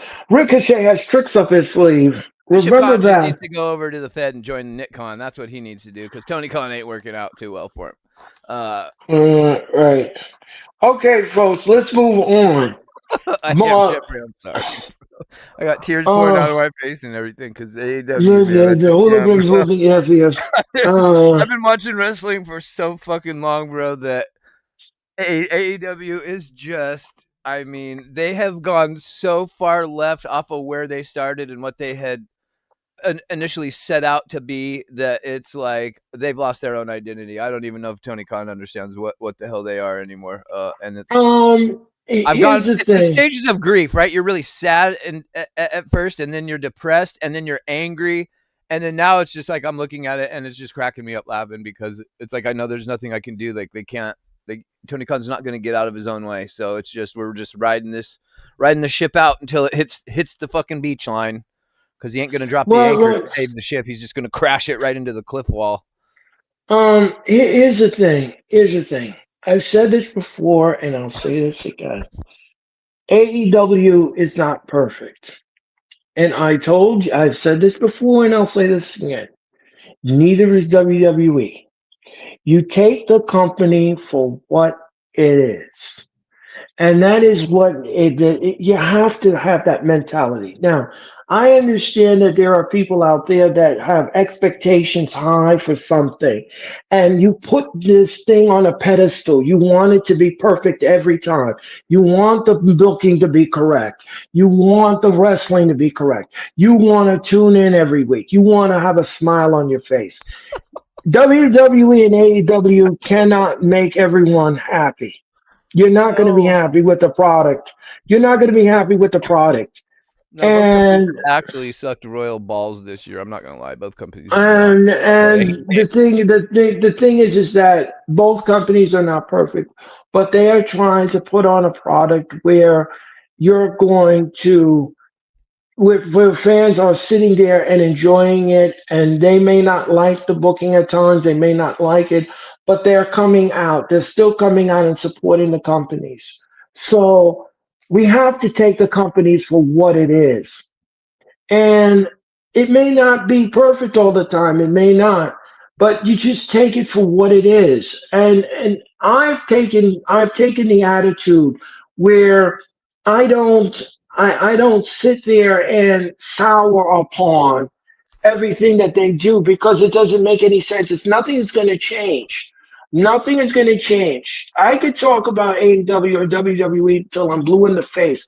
Nothing is going to change.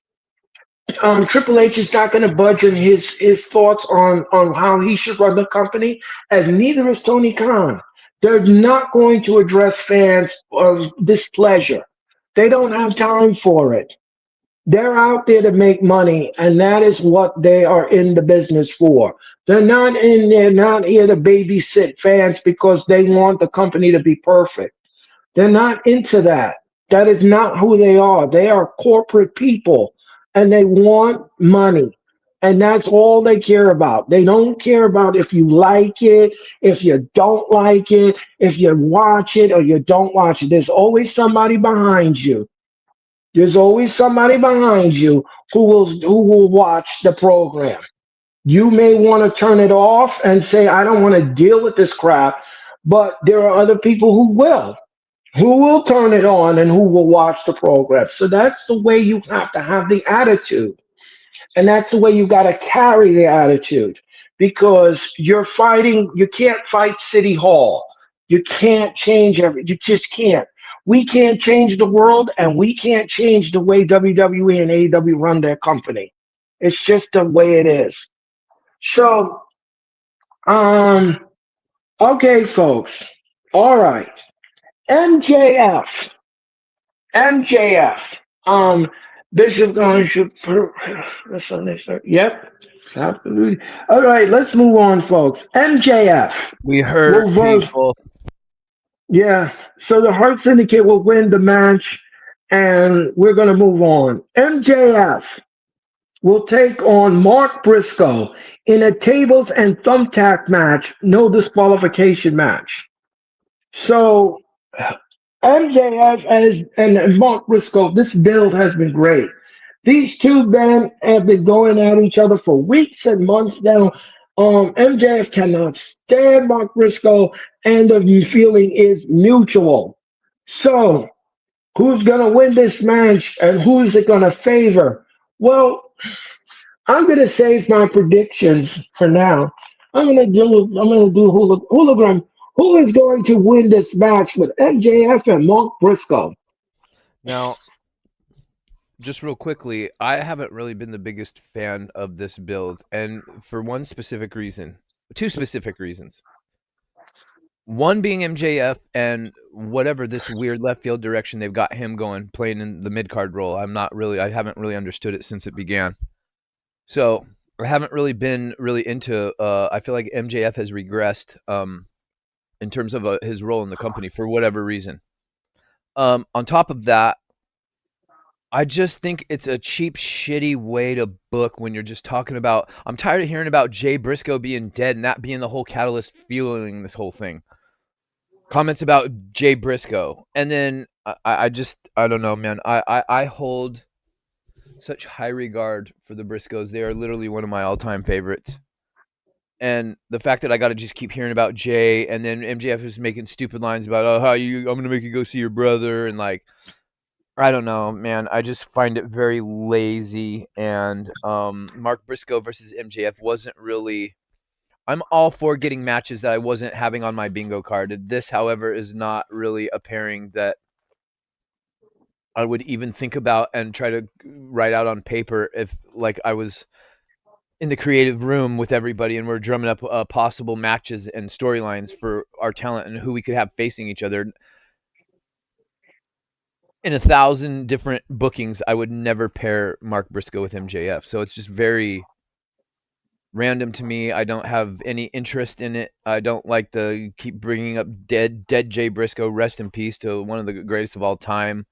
Um, I don't like the direction that I don't like what they're doing with Mark Briscoe. I don't like what they're doing with MJF. This is just a complete, and I'm not shitting on this just to shit on it. Like I legitimately don't like this at all. I just don't.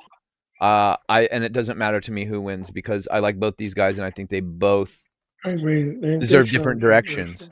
They deserve different yeah. directions. Yeah, I'm gonna agree with what you and Jeffrey are saying here. I think they should let him rest in peace. And I think it's overused now, the promos and everything else. And I think Tony Khan needs to cut it out. It really is macabre, and it's kind of like in an awkward Borderline situation. disrespectful kind of now because they're Yeah, doing it so yeah, much. I felt like yeah, when they first started and MJF first threw that line out there to get the feud kind of going when they had their first match, I thought, okay, that's kind of cheap, but it's pro wrestling. I can I can kind of accept it because yeah. that's But what it's they do in pro overused wrestling. now. Now it's been It's going just, on for weeks and months, and it's like, stop talking about Jay Briscoe, bro. We know he's dead. Stop trying yeah, to make Mark it's Briscoe look less than to his brother. It's just there's just a bunch of reasons why I have problems with it, and it's like it's just cringy. yeah. Okay, so um, I'm gonna say MJF wins this match. I think so I'm too. gonna say, yeah, I'm gonna say MJF wins this match. I'm gonna give the edge to MJF. He will win the match over Mark Briscoe. Yeah. Okay, folks. John Moxley Tony was just will at his take wedding. I don't think he's gonna lose. right. John Moxley will take on Darby Allen in a coffin match. Jesus Christ Okay, on a cracker. so okay, folks. Here's how the coffin match is gonna work. You got to incapacitate your opponent to the point where they cannot stand up anymore, and then you close the lid. I'm going to just say this right now, folks, Oh boy. because because I'm going to say this right now, folks. I'm just going to put it right out there. I'm not even going to. I'm not even going to analyze this match because it doesn't make any sense. Darby Allin is not winning this coffin match. He's not winning it. John Moxley and the Death Riders, along with Daniel Garcia, are going to make sure they are going to make sure Darby Allin lose this match, and he will. Moxley, this match is going to be marred in shenanigans. It's going to be full of it, full of it. The match is going to be full of it because there is no disqualification. There's no disqualification. There's no counter. And if you Holy think shit. for 1 minute, if you think for 1 minute, Moxley is not going to have his goons help His him win thugs. this match, yet if you don't think he's going to have them help him win this match, you got another thing coming. Um, uh, Darby Allen is in deep trouble. And there's nobody that's going to save him in this match. There's nobody. And he's going to get stuffed in that coffin, and they're going to close the lid. So I have Moxley winning with shenanigans. Mm. And that is what's going to happen in the match. That's it. I don't have anything else to say. Hooligan, I don't know if you feel the same way I do, but the floor is yours. Ironically enough, I have a lot to say about this because months ago, when everybody was predicting this god awful Death Riders debacle that we'd been stuffed down our fucking tracheas since last year, with hiding the briefcase, hiding the belt in the briefcase in this terrible Moxley run, just dominating all of AEW TV. Um, I'm pretty sure I said on multiple occasions, if I was booking, I would end this Death Riders shtick. However, I wouldn't do it as soon as everybody was wanting it done because to me, what made sense was the way they were booking crash test dummy Darby before he went to climb the world's tallest mountain. Uh, I felt like that's what they were. That was the angle, was they were positioning him to take the title off of Moxley. And then people in the community and the IWC started reporting about how the Swerve and the Hangman should be the one to win. And I'm like, why? He's in a goofy ass storyline where he burnt a dude's house down and then they became friends. That doesn't. That was like one of the most nonsensical storylines I think I've ever seen in all of my years watching pro wrestling. How can you make Moxley? How can you make Hangman champion? And lo and behold, they did. Well, what they should have done was they should have held. Moxley is. Everybody thought once Hangman won the belt, Moxley was going to take a break. Moxley's been on every show every week since. He ain't taking no breaks. So not No, only did he told well. I hate to cut you off. He told Tony Khan he didn't want to. He didn't want to take. Tony Khan did ask Moxley if he wanted to take a break from wrestling and take his batteries and recharge and heal from injuries the that he's point been in the is, ring. And Moxley said no. yeah, the point is that he didn't when everybody that was booking the show thought that okay, Hangman's going to win and then we're going to be done with the Death Riders. So Hangman wins, but we're not done with the Death Riders. So that threw a wrench into everybody's plans. And I said what makes sense is not to give goofy Hangman Adam Page the world title. He's not world title material. He's not the guy to be the face of the company. He calls himself the cowboy and he comes out in an Indian leather fucking jacket looking one eye crossed and like he stuck a fork in a light socket. I'm like, that doesn't look like world championship material to me. And when he talks, it's even worse.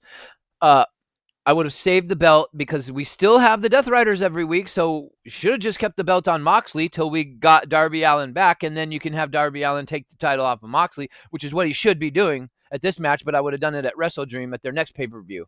That's what I was booking, and that's what made the most sense, but nope. Had to give it to Hangman Adam Page, and I said Hangman Adam Page is going to be a transitional champion if you give it to him. And I don't know what's going to happen this weekend, but there's a good possibility. I mean, there's a 50-50 chance I could be wrong, but I strongly feel that Fletcher has momentum, and if he ends up taking the title from Hangman, that's going to render his title reign completely useless. And then, well, then what the fuck did you take it off Moxley for? You should have kept it on Moxley this whole time. That he's been dominating the show all year until Darby came back, and then Darby could be the savior for AEW. And then it went in all this weird ass direction. So this Except for match, except for one thing, though, the what? fans have agreed that Fletcher is not ready to be put in that kind of spotlight. He's already a But Tony Khan champion is not already. listening to the fans. Tony Khan is doing whatever the fuck he wants to do. Well, we have to see about that. So I'm not in disagreement with you, but I just think that Tony Khan's gonna do what Tony Khan does, regardless of he's doing what he's wanting to do, regardless of think about how Well, yeah. the Death Riders has been an overwhelmingly negative responded to situation in pro wrestling since they showed up on the scene. We still get the Well, Death Riders. I have spoken against the Death Riders. You know, Everybody in the has, and my beginning, point is that Tony Khan keeps shoving them down our throat. Moxley's in every main event of every pay per view, and the Death Riders come out for the first segment and the fucking middle segment and the last segment of every fucking show. We're getting them shoved down our throats. And yeah. you got a bunch Well, of top guys. Swerve's injured. Osprey's injured. A bunch of top guys are out. And all you've got is literally Darby Allin. That's literally all you've got. right. Well, good luck with So, that. yeah. Well, like I said, folks, my prediction, and I think Hooligan has agreed with me. Moxley will win this coffin match. Yep. Unless they have Uh, Darby win and then he goes and faces Adam Page. Otherwise, are we going to get Adam Page versus Moxley again? um, I don't know. Well, because what happens if Moxley beats Darby? Then what? Dro says Ridge Holland just made an appearance in TNA. Oh, okay, Dro. Break your necks and Uh, cash in checks. Oh, there goes the there, ratings row. Okay. there goes somebody's fucking career. More It's like gonna be it's gonna be bloody. Yep, this coffin match will be bloody. Okay. Darby Allin will find a way to win. Okay, Jeffrey. It's the cheap way to get heat. Okay. yeah, he's talking about Jay Briscoe. Yeah. Yeah. Okay. All right. I read all of that. All right. So I have Moxley winning the coffin match. Okay. All right. Moxley Here's gonna another. win again, and he's okay. Here's the thing, Earl. Moxley didn't lose when he was champion, so I present this to you. Moxley's no longer champion. Yet you have him going over Darby Allin in this match. Then what would have been then why did he lose the title? Why is he being booked to win if he doesn't really need a title or not? What was the point of having Okay. him have the Okay. title for so long? Because the thing is that okay. Here's the thing. Here's the thing. When he was a champion in AEW, all right, Tony Khan liked him as champion. He Mhm. liked him. But then all of a sudden, Tony Khan started to hear the voices of the fans. There were some fans that were saying that they were getting tired of, in week after week, month after month, week after week, year after year, just getting that title and keep retaining the title, but under various means, and the title is not in the briefcase. And I was one of them. I was one of them. I mean, in the beginning, it was fine. It was fine in the beginning because he was talking riddles and everything else. But then Tony Khan got a little crazy with the booking, and him and Moxley worked together in concert to cook up this thing with them, putting in it. And Tony Khan was a fool because I would have not agreed to this for so long to have that title in a briefcase. So the only thing that they had to do at this point, the only thing that made sense to them was to have Hangman go against Moxley in a Texas death match and have Moxley cost the belt up. They all agreed to it. They said that this was the right direction to go into. Do you So, understand that there's a layer to this story, a little side quest, if you will, involving the Young Bucks and Tony Khan? That when this all started out, Tony Khan was against the Young Bucks, and then the Death Riders brought the Young Bucks in with them, even though Tony Khan was heavily booking against the Young Bucks, even though I don't know, this whole fucking thing, man. I just, is it gonna be over soon? Because I just make the suffering end, please. yeah, well, anyway, yeah. Please help me. So I have John Moxley over Darby Allin. All right. All right. Christian Cage and Adam Copeland Well, will Jeff, take you on. just brought up an interesting point. Not to interrupt you, but I didn't realize that Darby Allin doesn't want Bryan Danielson to interfere. What is that? He Is made it. Bryan He Danielson made going to be commentating for this match? yes because he works for AEW now permanently. Because if Brian Danielson, yes, Brian Danielson is no longer a wrestler. He's hmm. officially retired because Okay, of so what he's the not going to doctors. interfere then. Okay. He can't. Okay. If he does, he'll be fired. Um. Okay. So. All right. So Adam Copeland and Christian Cage will Oh, take on geez. FTR Holy. in a match. In a match. We haven't seen Adam Copeland and Christian Cage as a tag team for 20 years. What? Um. Really? Yes. It's been 20? Holy Yep. shit. That is Yeah. insane. So they're going into Toronto. They are going into Toronto, and this is going to be a homecoming for these two. Um, That's my son's whole life. That's my son's entire existence. yes, Wow. it is. Sheesh.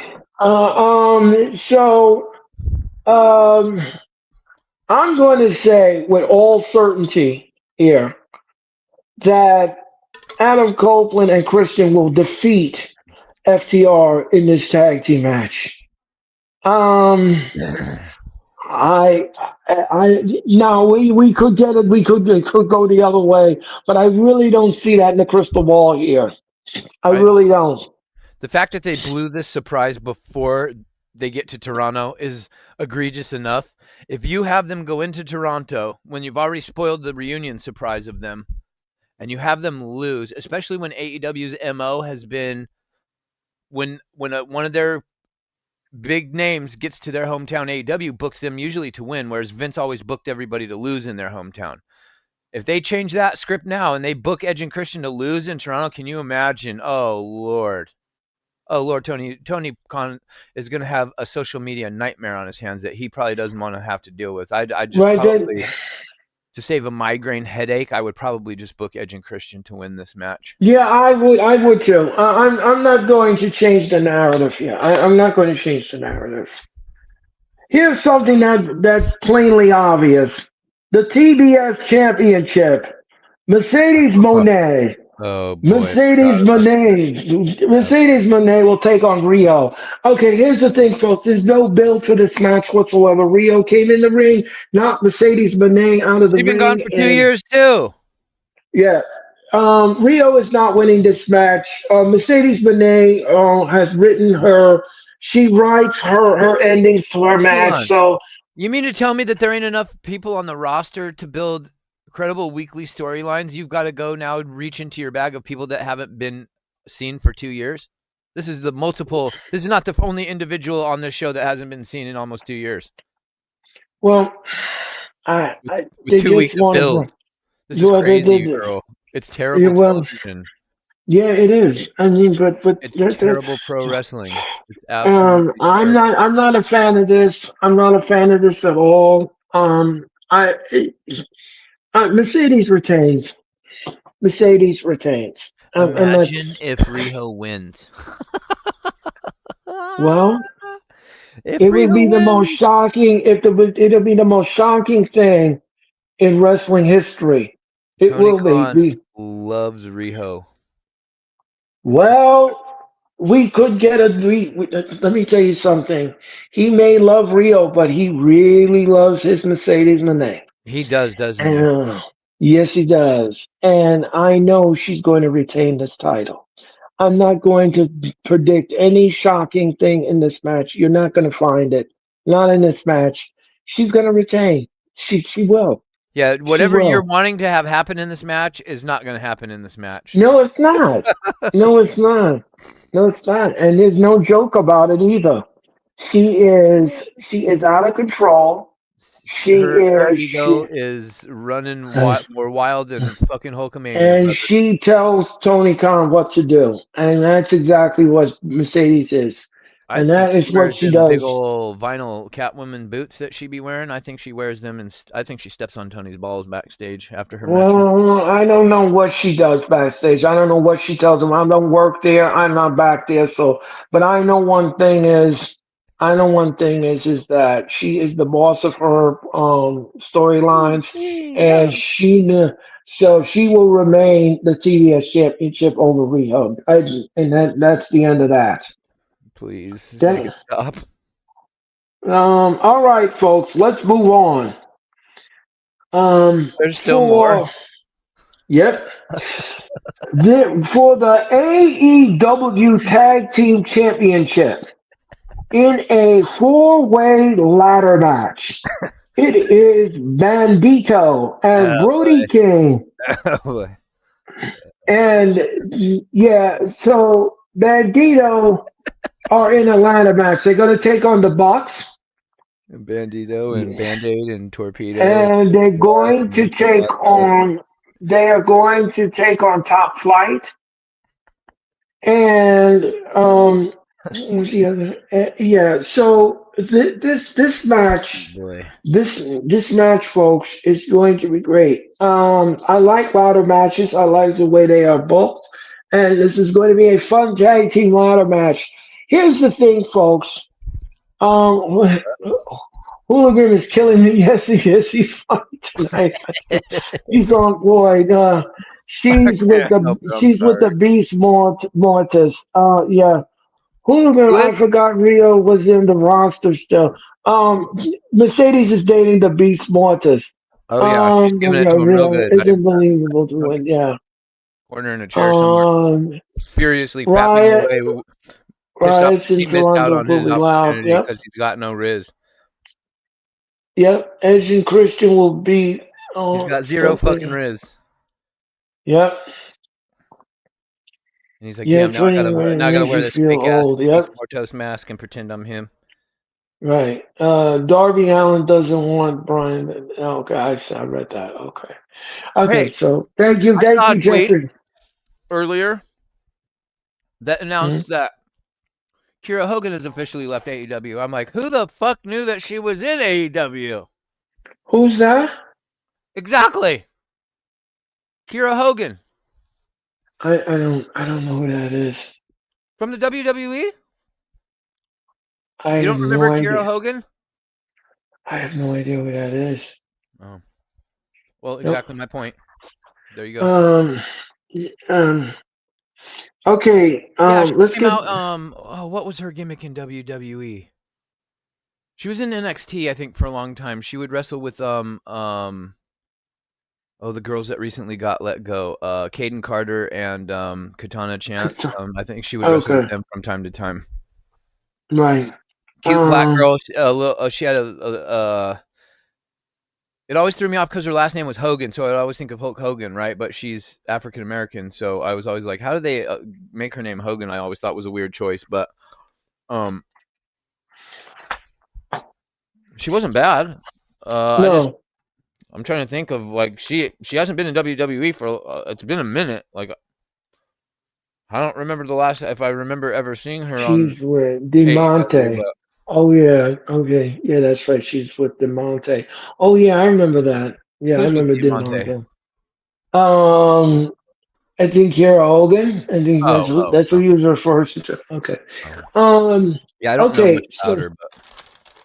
So in this ladder match, folks, in this ladder match, the belts will be aimed high, and the only way you're going to win this match is if you come up, climb the ladder and pull the titles down, and you become champion.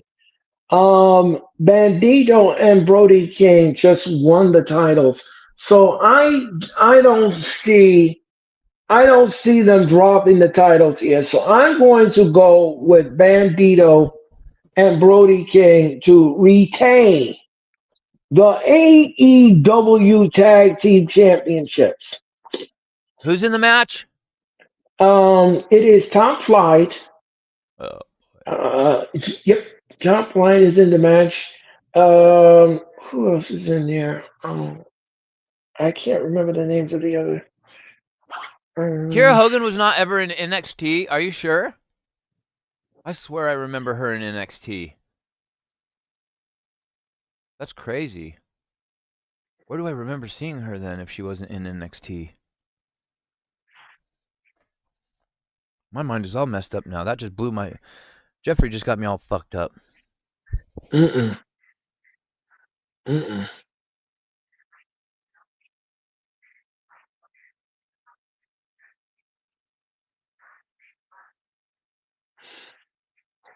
Okay, Why do in I the feel like I ladder. saw her in NXT? That's Oh so no, wild. Jeffrey's right. Damn. My bad. yeah. I thought she was in NXT. Um. Okay, so Yeah, I guess TNA. we have in the we have. I want to make a correction here. In this match, in this ladder match, we have the Bucks, Jet Speed, and Don Callis family in the match. That's who is in this tag team ladder match. Now, I could see.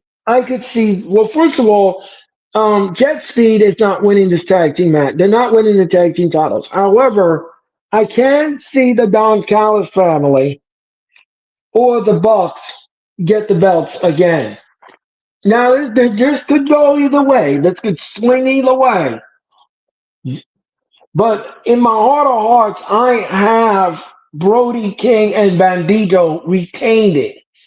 But we could get some dark horses in here. And the dark horses, like I said, are the Don Callis family and the Bucks. Who is winning this tag team ladder match? I think one would probably be inclined to pick either the Young Bucks or the Don Callis family, but I think they are going to end up canceling each other out. I don't know why you would have.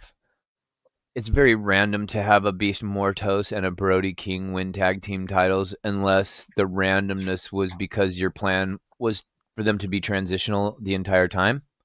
Right. Um, but again, here we are at another conundrum of what is AEW thinking because this doesn't make much sense.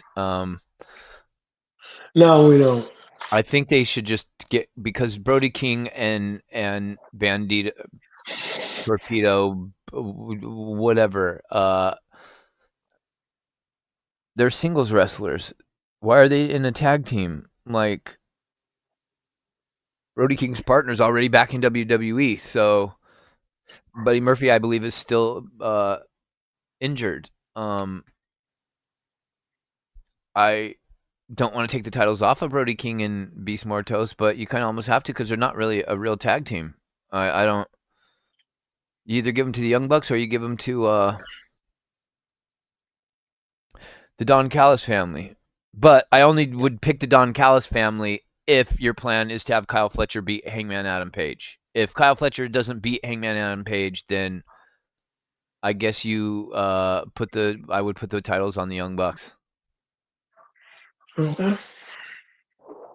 Even though I can't Well, believe I'm saying that because I fucking absolutely hate the Young Bucks, but well, they're a legitimate tag team. They're a legitimate tag team. yeah, So they are. And Brody is King it and okay? Bandito is such a what? How did this come to be kind of thing? It's just random. It would probably happen in It's some moment that went viral because they did something unexpectedly in the ring together that everybody was like, oh, they should be a tag team. And then next thing we know, we got a random ass tag team on our hands that nobody really asked for.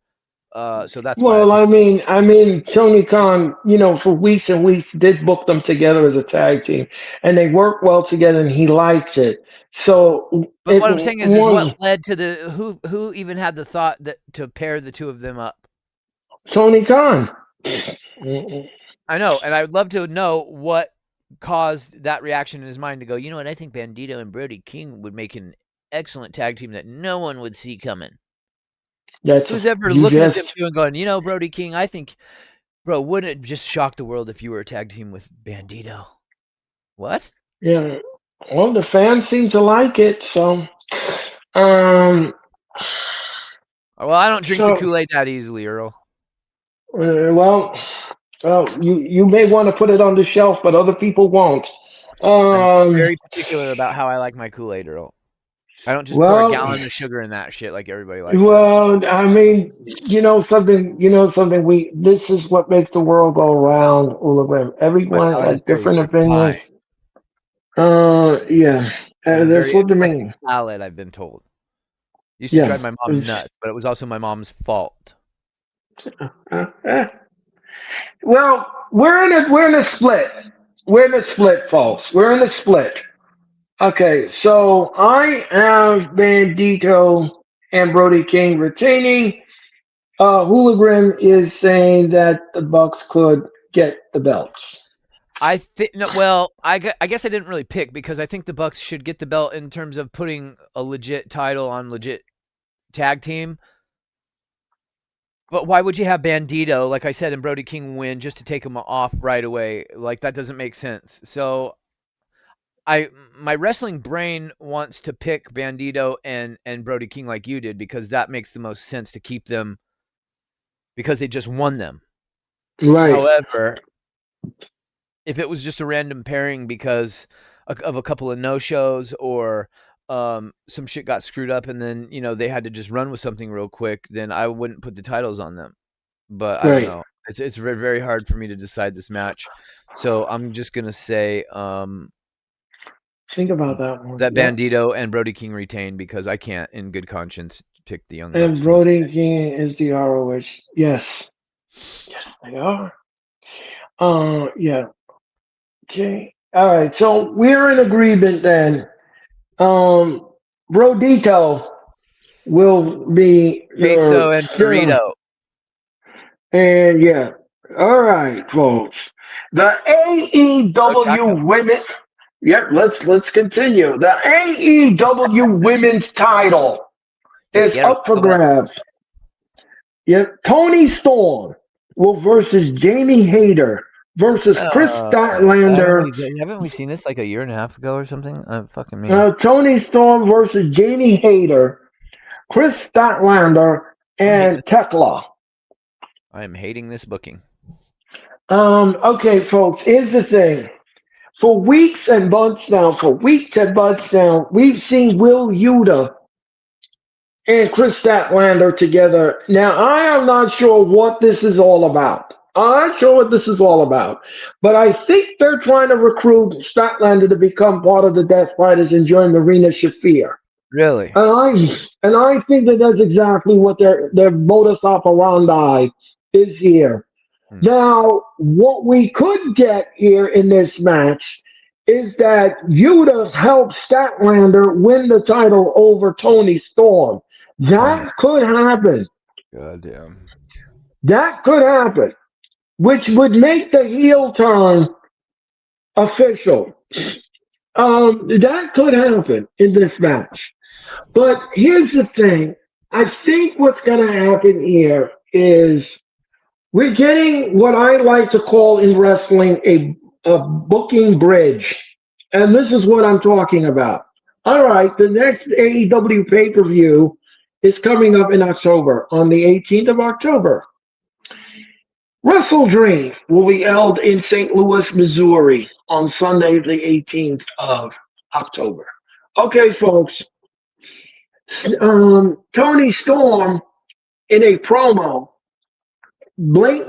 plainly obvious says that this may be it for her ride as AEW champion. She gave away a little hint. And here's what I think is going to happen here in this match. Tony Storm is going to retain. All right? Tony Storm retains. She retains the championship. Who should come out the next day on Dynamite and challenges her at Wrestle Dream? Mercedes Monet. Oh, fuck me gently with a chainsaw. Um, Mercedes is going to ask for a rematch Yeah. from All Out in Texas. People think that we're actually going to get Tony Storm versus Jamie Hayter out of this match this weekend. I'm like, how do you see anything other than Tony Storm and Mercedes Monet? That's exactly what we're getting again. So I'm going to say with uncertainty that this is probably going to happen. Yeah, and guess who's going to I, probably lose? yeah. So here's the thing, folks. I How many think belts is she going to have? How many belts? this, if she wins the women's championship, this will be belt number 10. Oh, will that be What was that, Wheeler? will that be the record? Doesn't she tied right now with 9? Doesn't she take the record at 10? Yep. Well, this is what I said. Well, this is what I said is going to happen here. This is terrible, This is Earl. This is shitting on the well, this is shitting on the history of pro wrestling is what this is doing. I don't like this, Hooligan. I don't like this because, first of all, AEW is not explaining what these titles are that she's wearing around her, walking around with. Oh, I know. Second of all, second of all, she's making a mockery of title changes. That's number two. And number three, She's somebody ruining her own needs to. division. Yeah, and somebody needs to sit down with this woman and tell her you need to take the stick out of your ass and stop being a bitch. Because this is absolutely ridiculous.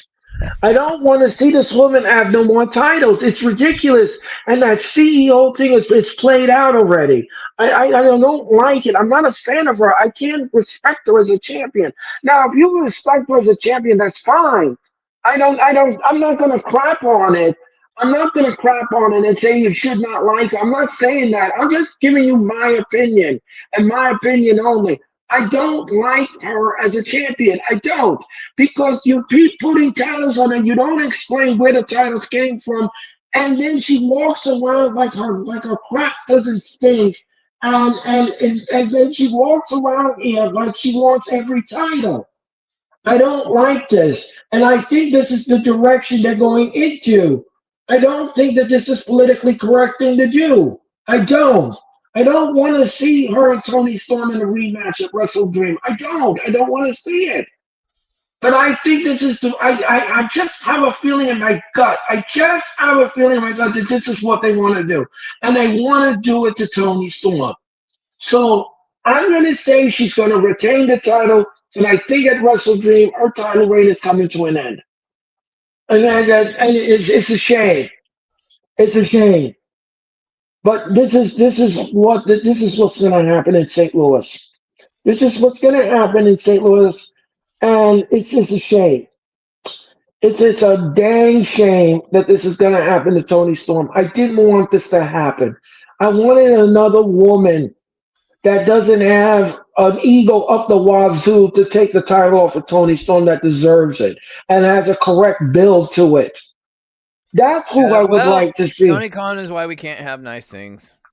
So I'm gonna say that Tony Storm retains her title here at All Out in Toronto. Um, Hooligan, do you agree with the assessment? Yeah. Yeah, but like I said, folks, this is not this is my feelings, and these are my Because if feelings you have only. to win, and then she's going to join the Death Riders, and then what? She's going to just be the head honcho when Marina Shafir's been the head honcho this whole time? I don't think Marina Shafir would take too kindly to that. That doesn't make much booking sense. So why would you have her win the title and then show up in the Death Riders? It would make more sense for her to show up in the Death Riders without gold because then she wouldn't be outstaging the main female that's been a part of the faction since the faction started, right? Or am I Right. tripping? No, no, you're right. Yeah, it's just like logical common sense type of shit. So that's why I'm saying that's why I was laughing uncontrollably earlier. Why is Tony Khan booking these blatantly obvious outcomes? It's like it doesn't. It's just, It's I impossible don't for the know. long term fan to get emotionally invested and to suspend their disbelief in a match when they already know a month and a half before the fucking match who's gonna win. Yeah, well, that's the Mercedes problem Monet with has had the most predictable booking title reign I've ever fucking seen of any wrestler I've ever watched. because everybody's afraid of her, and everybody it wants to keep her happy, and that's the problem, and that's why WWE threw their hands up with her. That's why they hang Yeah, up the phone with her. That's why they refuse to read her emails. That's rightfully why they so. refuse to they. 'Cause That's like you why said, they. she thought who she was, and she thought she was better than, and Yeah, no, and what really opened everybody's eyes to Mercedes Monet was her wrestling Stephanie Vaquer. And Stephanie Vaquer took the loss, but she out wrestled the ever living shit out of Mercedes Monet to the point where me being a Mercedes fan, a Sasha Banks fan more so than CJ anything, doesn't think he's whole thing. I looked at that match and I was like, there ain't no way Sasha Banks can now call herself the greatest in the world. She just got out wrestled by a chick nobody's ever even heard of before. This is insane. Like a week later, Yeah. this Stephanie Vaquer is in NXT, and now here we are. Yeah, and like I said before, I'll say it again, folks. These are just my opinion, in my opinion only. I'm not here to judge anyone. If you like her, if you like that CEO stuff, and you like, that's fine. Then we agree to disagree, and I'm not going to sit here and knock your opinion or think you're wrong or whatever. It's just my opinion. She's ruining women's wrestling. If you want me to be Oh, honest with you. yes, especially in She is AEW and their particular division, she because is WWE's ruining. women She is have been ruining. carrying wrestling all year long. NXT Right women have and been knocking shit out of the park. TNA girls have been right. knocking it out of the park. Um, Women's wrestling has done a lot of good this year, just not in AEW. And a lot of that reason is because, like you said, we didn't even get any backstory on a couple of these titles when she only had a couple. She's been collecting all these titles from companies nobody in this country on this side of the fucking globe have ever even knew were in existence. And why aren't they showing these matches where she's winning these titles? Right, and They that's what I mean.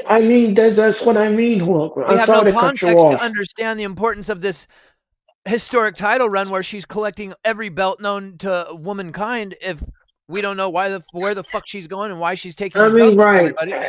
and that's another thing too. Is How that can they mean anything here? They don't. I mean, no, they don't because they overgloss the backstory.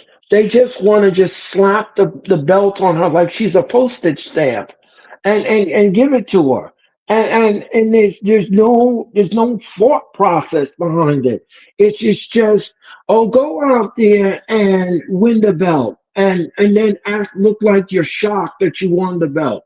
I mean, it's phony, it's forced, and it's not believable, and it's not credible. And I can't respect something like that as a wrestling fan for over. I believe in long term storytelling. I believe in long booking. I believe in correct booking. And Mercedes Monet as a champion, I just cannot wrap my head around her, and I cannot take her seriously anymore as a Me champion either. because she got an ego up the wazoo, and I can't stand people like that. And I cannot stand people who think that they're better than everybody and everybody is supposed to roll over for them because you walk into a room. Yeah, that doesn't wash with me. That doesn't wash with me. You're not anybody special. She thinks she's special. She's not special. You wake up every morning just like I do, and you put your pants on one leg at a time like I do. You're nobody special. You're really not. And You I know, can't. I Yeah, thought it go was ahead. very telling during NXT Homecoming this week when Charlotte and Alexa were in the ring That, and they were talking about some of the Yeah. legendary NXT members from the past, and Alexa Bliss. Charlotte Flair mentions the four horsewomen, but she doesn't call anybody by name because she's obviously not going to say Sasha Banks. But she doesn't say Sasha Banks' name. She says horsewomen, right? So then Alexa Bliss speaks, and Alexa Bliss mentions Ember Moon. She said Ember Moon's fucking name. Yeah, Athena's in because a Ring of Amber. Honor. But here's the catch. Yeah. Here's my point. She mentioned somebody who's not on the roster, but it wasn't Yeah. Mercedes Moné I'm that she sorry. mentioned. Go ahead. It was Ember Moon, and I thought that that was very interesting. I'm like, so you mentioned the horsewomen, but you don't say Sasha Banks or Mercedes Moné, and then you mention Ember Moon specifically, and you don't mention Mercedes Moné or Sasha Banks. And I thought that's very interesting, and that just is a testament to back when she was Sasha Banks in NXT and the main roster coming up with Alexa Bliss. They had mega. They did. It was very well known that they did not get along backstage. Yeah. Well, I listen. And another thing too is So that ego was WWE. developing when she was in WWE a long time ago. Yeah. Now And let it's me. just it's been allowed to fester and run wild, and it's like And then venom. right. And another thing too. Ooh, I'm sorry to cut you off. Cameras on. Another thing too is I'm just going to add to your point. Another thing too is just that you don't think WWE saw that interview she did. You don't think WWE saw that interview she did, Oh, for sure. bashing WWE, talking about that this is better than anything else. Yeah, you know why it's better? Because everybody bows down to you and gives you what you want. And Tony you're Khan bashing WWE. was about to sign Stephanie Vaquer to AEW, if you remember. She Yeah. wrestled Mercedes Moné, and the next thing we know, WWE snatched Stephanie Vaquer from Tony Khan's clutches out from underneath him. And I always thought, how did that end up happening? And I bet you money, I don't know, obviously, for certain, but I would be willing to bet money that somebody, whether it was Triple H or somebody in charge of talent and creative and dealing with the roster, somebody saw that match with Stephanie Vaquer and Mercedes Monet and thought, hey, if we just throw a lot of money at her and offer her a deal where she can't say no, and we snatch her, we can then push her and she can be the face of our company, and it'll make anything that Mercedes Monet says or does look even that much worse because she's still over there talking about how great she is, and we just watched a girl who nobody's ever fucking heard of before out wrestle the shit out of Mercedes Monet. She gets snatched to WWE out of nowhere, out from underneath Tony Khan's cocaine nose, and she's the That talk of the makes town. She's been the talk of the town since she stepped foot in WWE, and it's like no one's even talking about Mercedes Moné anymore as being the greatest female wrestler in the world because she's not. well. That's what I just said. That's what I just said. That's exactly what I just said. And I'm agreeing with you. let me just tell you something. And let me just say this one point, and then we're gonna move on here. I just make this one point, folks. Okay. The reason why she was never mentioned in that promo on NXT, like I said, and I'll go back to what I just said. You don't think WWE watches the internet and see what she did? She keeps bashing WWE anytime she gets in an interview because nobody wanted to diaper her behind. Nobody wanted to do that. Nobody wanted to powder her behind. Yeah, After she we walks out, left the Divas era. You know what I mean? yeah, we after That's she totally. walked out on WWE, and then WWE refused to take her phone calls But after she here's was named. to your point though, because remember Mercedes left with Naomi, right? Right, exactly. But And here's the the thing thing: is Naomi yeah, somehow came back. yeah, because the thing is that here's the thing that here's the difference. Naomi went in and walked out because her and Sasha at the time did not like what creative was doing with them and they didn't like it. But the difference is Naomi never bashed the WWE. Thank you.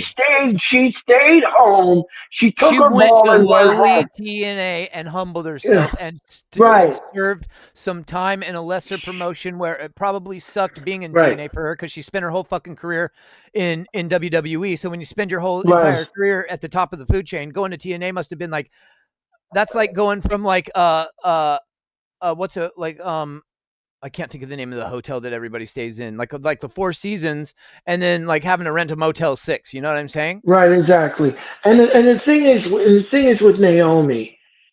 Naomi is very humble person. Yes. She knows how to talk. She knows how to talk to people. She, Hmm. like she said on Stephanie McMahon's podcast, she was finding herself, and that was the problem that she had with WWE because Vince didn't want to listen to her ideas. Vince didn't want to do anything. All Vince wanted to do was out of in these scantily clad outfits and go out there and do whatever he wanted to do. And that's not what she was all about. And that's why she left. That's why she was frustrated. And that's why she walked out. But the difference is she never turned around on Twitter or Instagram or anything like that and bashed the company because she knew in her heart of hearts that the temperature would cool down, the heat would become cooling off, and then she could turn around and send an email to the creative team and says, look, listen, we had a falling out. I understand that. I understand where you're coming from, and I understand. But here's the thing, and here's why what happened, and that was it. And they went to her and they talked to her, and Triple H talked to her, and she talked to Triple H, but she knew how to talk to creatives. She knew how to talk to Triple H, and that is why she was granted a return because Yes. she didn't come into the meeting like she thought her stuff didn't stink and you're gonna give me Didn't this. act like No, she was owed something.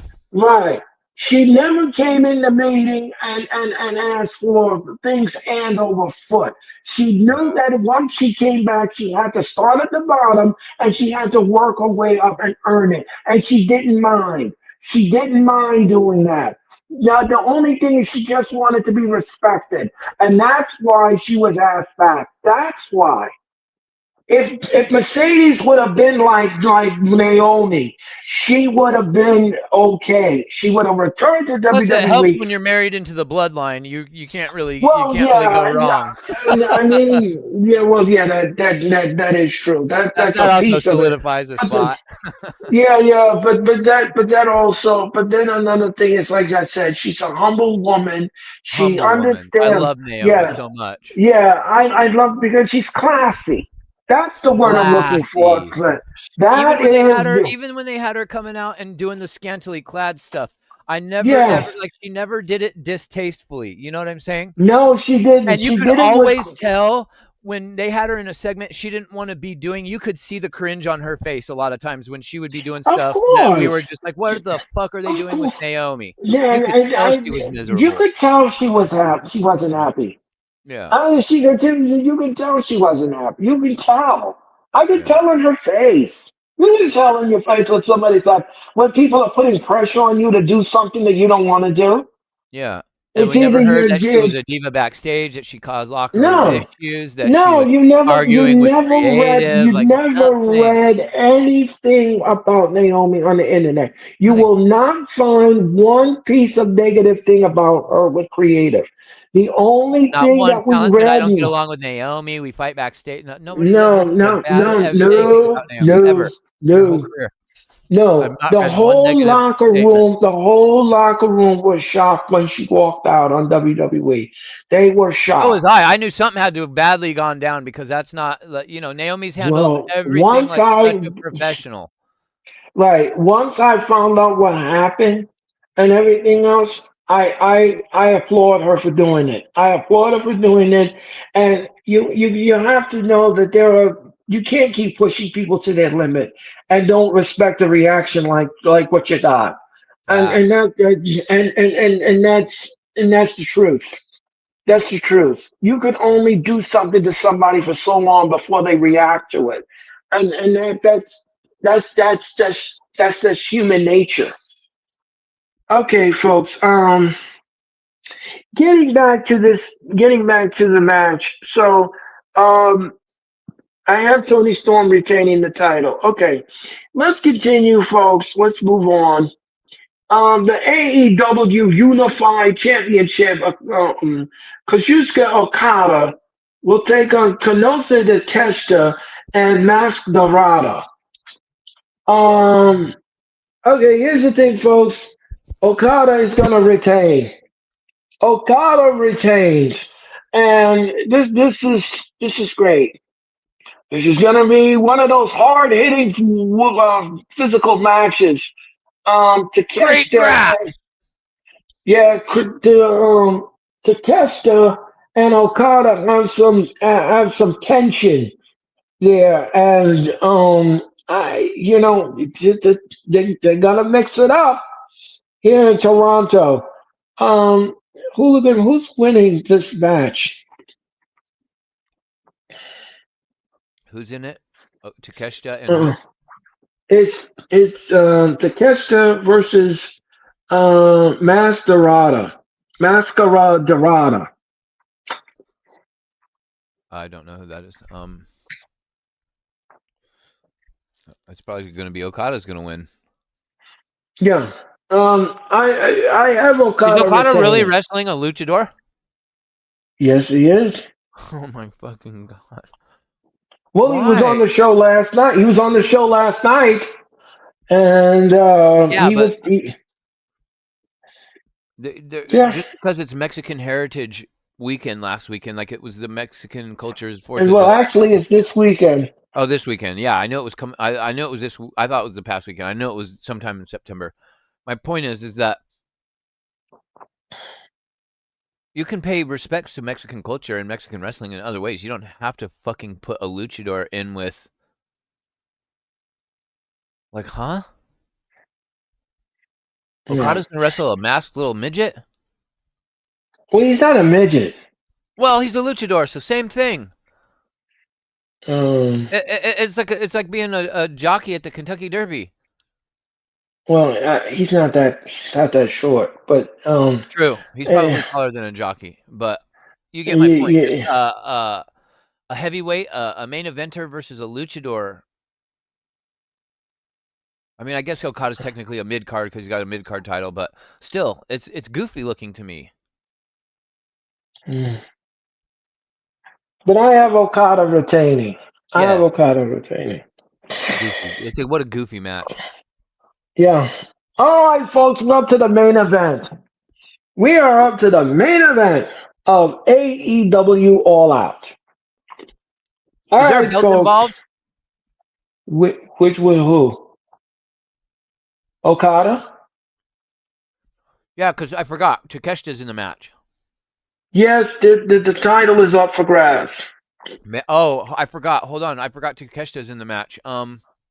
Yep. Again, this is all setting up that the Don Callis family could end up taking a shitload of gold home. Takeshita might win gold. You might have um uh help me out, Earl. My mind just went blank. Kyle Fletcher Um, might win gold. kind of right. I mean Don Callis might the Callis family might clean house this weekend. We're gonna see. But I have to catch them. I have to catch the winning. You mean Okada? I mean Okada. Excuse me. I have Okada retaining here for the Don Callis family. This is the main event. No, we're going to talk about the main event right now. Oh, This will close. This will close AEW's All Out 25 for the AEW title. It is Kyle Fletcher taking on Cowboy S. Hangman Adam Page. what's up? What did Jeffrey says? Don Callis family might have all. Yet that's what Hooligan just said. Yeah. How Uh, miserable are the I fans can't going to be if jockey. Don Callis wins all the gold? Holy shit! Did you hear the booze he got on Dynamite? My God, they hate Don Callis. Yes, they do. Oh I'm shit! picking to catch the and Oh no! take a what up? Yeah. I got a fire in the kitchen. Holy shit! Hold on. Raleigh, how's it going? Hooligan, Raleigh, how's it going? Hit the like button. Nice to see you again, my friend from the UK. Raleigh, how's it going? Long time no see, my friend. Long time no see. Nice to Hello. see you. Ah, nice to see you, Raleigh. Yeah. Um, I have Hangman. I have Adam Page. Yeah, we're gonna talk about that in a minute. All right, folks. Kyle Fletcher and Hangman Adam Page. This match is gonna be physical. Match is gonna be physical. Match is gonna be physical, hard hitting. You're going to see a lot of things in this match, a lot of moves. These men are going to trade athleticism for athleticism in the match for sure. Kyle Fletcher. Now, listen, Uh, folks, there is a stipulation in one thing this is gonna be match. for sure. There is a stipulation in this match, and here is the following stipulation. If the Don Callis family interferes in this match whatsoever, doesn't matter who it is, and Kyle Fletcher gets disqualified, and he gets disqualified and he loses the match, he not only loses the match via disqualification, but he will be stripped of the TNT championship. Yay, we get to see strippers, right? So Strippers. that is the stipulation. That is the stipulation. Kyle Fletcher must wrestle Hangman Adam Page by himself. You said we're getting strippers? No. Oh. Well, maybe they should put some No, strippers on the show. Maybe people would tune in to watch. no, people will tune in to watch. They're gonna watch this. No, They're I don't gonna know watch how this many people are because gonna be watching this, bro. yeah, they will be watching it, and we will have the largest crowd inside the Scotiabank Arena in Toronto. There's gonna be a big fight feel inside. Uh, they've only sold like 7,000 tickets. The total attendance for this pay per view, folks, is 17,544 How can so that be? far. Like 2 days ago, they'd only sold like 8,000 tickets. Dude, that is not what Ticketmaster and Tony Khan are saying. They must be Uh, lying. well, I don't know. I don't know, folks, but the crowd is huge. That's all Okay, I well, that's know. different than what I read, so that's at least a good sign because I read that there was only about 7 or 8K tickets sold, and I thought that that was probably going to end up looking massive, like a massive eyesore on TV. But if they sold Uh, 17, then good for them. Yeah, yeah. Tony Khan will be hitting a home run with this pay per view, and the Canadian audience will be feasting on this pay per view, and of You course, think so? people on. Yep, Even with the and Mercedes Monet shit and all the other yeah, fucking shenanigans and the Death Riders and shit, you think it's gonna be great? well. You know something? Listen. This is the buffet. It starts in the afternoon. It starts in the buffet, and then you work your way down to 7 o'clock at WrestlePalooza, I'm gonna and the watch my day. beautiful 3 hours of WrestlePalooza and my 5 matches, and then go on about my life. And I will tune into your stream if you're live after Wrestle because I have a feeling that AEW All Out's gonna go. They're starting before WrestlePalooza, and I have a feeling they're still gonna be on after WrestlePalooza. So, uh, Well, it'll be on from 3 to. They've already said this already. The event will start at 3 and it will end at 8:15. So that will be the WrestlePalooza. end. No, all out. Oh yeah, so that's noon my time. Mm-hmm. Yeah, that's Yep. pretty early. That's pretty friggin' early. Yeah. So WrestlePalooza will start at 3 and it will end at 8:15. And once WrestlePalooza is over, folks, we will then transition into All Out, and I will be calling the matches on pay per view for you. I'll give you all of There's the 10 matches though. matches. They're gonna do 2 matches per hour, only 5 hours long. There's no way that pay per view is only gonna be 5 hours long. That's gonna be more like 6 or 7 is my prediction.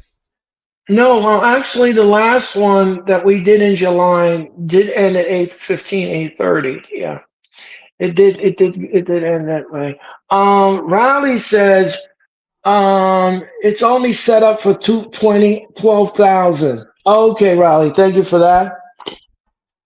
Okay, so It's only then, set up for what? 12,000? 12,000, 12,000. Yeah, AEW they're not selling All those Out will 17. go That's what I thought. into That's what I thought. AEW All Out will go into WrestlePalooza in my. Yeah, that's what's gonna happen, Riley. Um, Are If you you spitting all out facts that remember aren't even facts, Earl Cole? Just to be right, you better not be doing that, bro. what, what? I'm just messing with you. You Oh, know, okay. when you said that I'm just AEW listen. was selling 17,000 tickets. Listen, listen. I am just a messenger, folks. I just read what I was reading. Okay, I don't know what the total number is. I Oh, I don't. tell you. I'm just giving you what I read.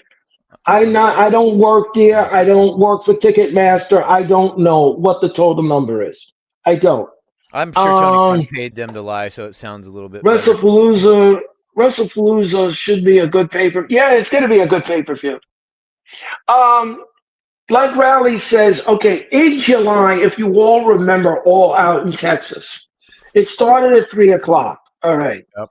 I did the two streams for you. All right. What happened was is the pay per view, AEW's pay per view didn't end until about 8:15, 8:30. Yep. So that was this is going to be the same case. This is going to be the same case.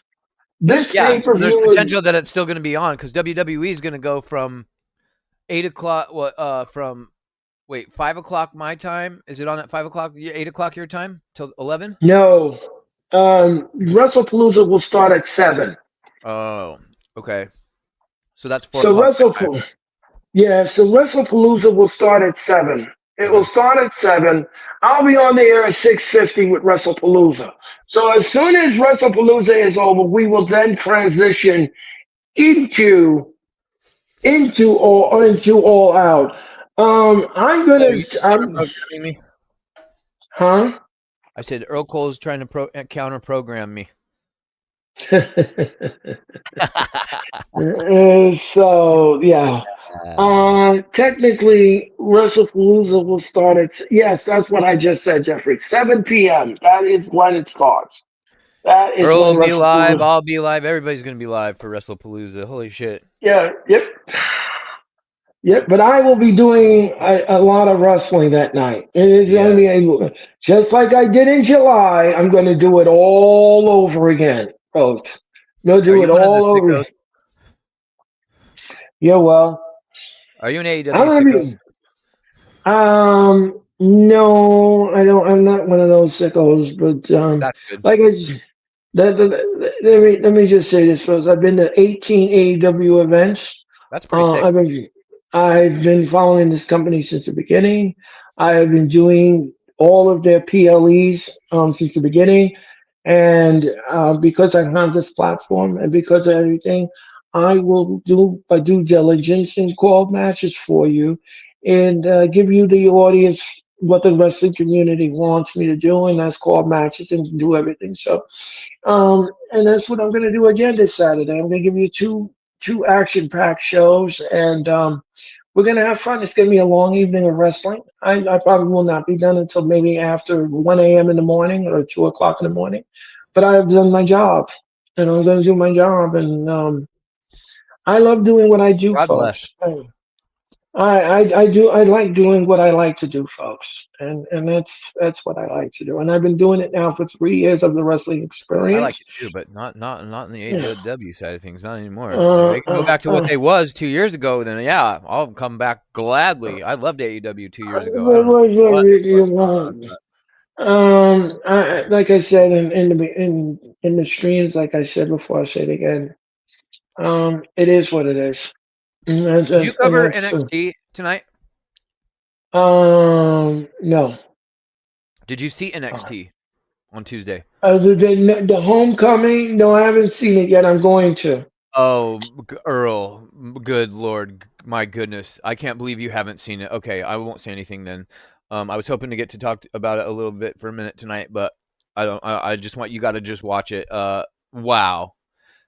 I will only say this, and it's not a spoiler in any way, shape, or form. If WWE wanted to give us NXT Black and Gold type show back, they very well could. It is there for the taking if they wanted to. The problem is they don't want to. And I have a huge issue No, with that. I have a huge, huge issue with that. Just watch the show and no. how great it is, bro. And all the nostalgia that they bring out, that they show throughout, and just what it reminded, like the good time that NXT was for so many years back then, a decade ago. It's just crazy, and it's like it's still there now. You could take today's NXT talent that's on the show currently, and you could still give us an NXT show that felt like what we were getting 7, 8, 9, 10 years ago. Easy. Yeah. And Jeffrey when you watch said the show, you'll NXT see Home what I was a mean. great show. It was amazing. Yeah, I'm gonna go watch it. I was trying to prepare for this week because this week is a very short week for me in the wrestling stream. I will not be doing SmackDown tomorrow night, folks. I won't be live for SmackDown because I'm going to save Yeah, all me my either. energy. I'm going to be saving all my energy for this Saturday because, like I said, I have a vastly long evening to Yes. call matches and everything else and bring you the matches that I'm witnessing and I'm watching and what's unfolding. So as soon as everything is over, as soon as everything is over, then we will go to the encore presentation of All Out, and we're going to show that to you, and we're going to bring you the matches and show you exactly what happened in the afternoon. Um, and then we're gonna have fun with that. And then next Thursday, folks, next Thursday on the Wrestling Experience, I'm going to rewind both shows. I'm going to rewind both shows. I'll give you an entertainment level. I'll tell you what I liked, what I didn't like, what I think will happen in the future as we move forward. Because in the month of October, WWE and AEW are planning their next PLEs for you. In October, we're going to get Wrestle Dream, and we're going to get WWE's next PLE, which is down under in Australia, Perth, Australia. Now, the show will start at 8 a.m. That is 8 a.m. because they are in Australia. So that is what I heard. That is what now Raw is supposed to be, now they're going to be taping Raw on Monday in Australia The time difference. because of the Yeah. time difference and everything.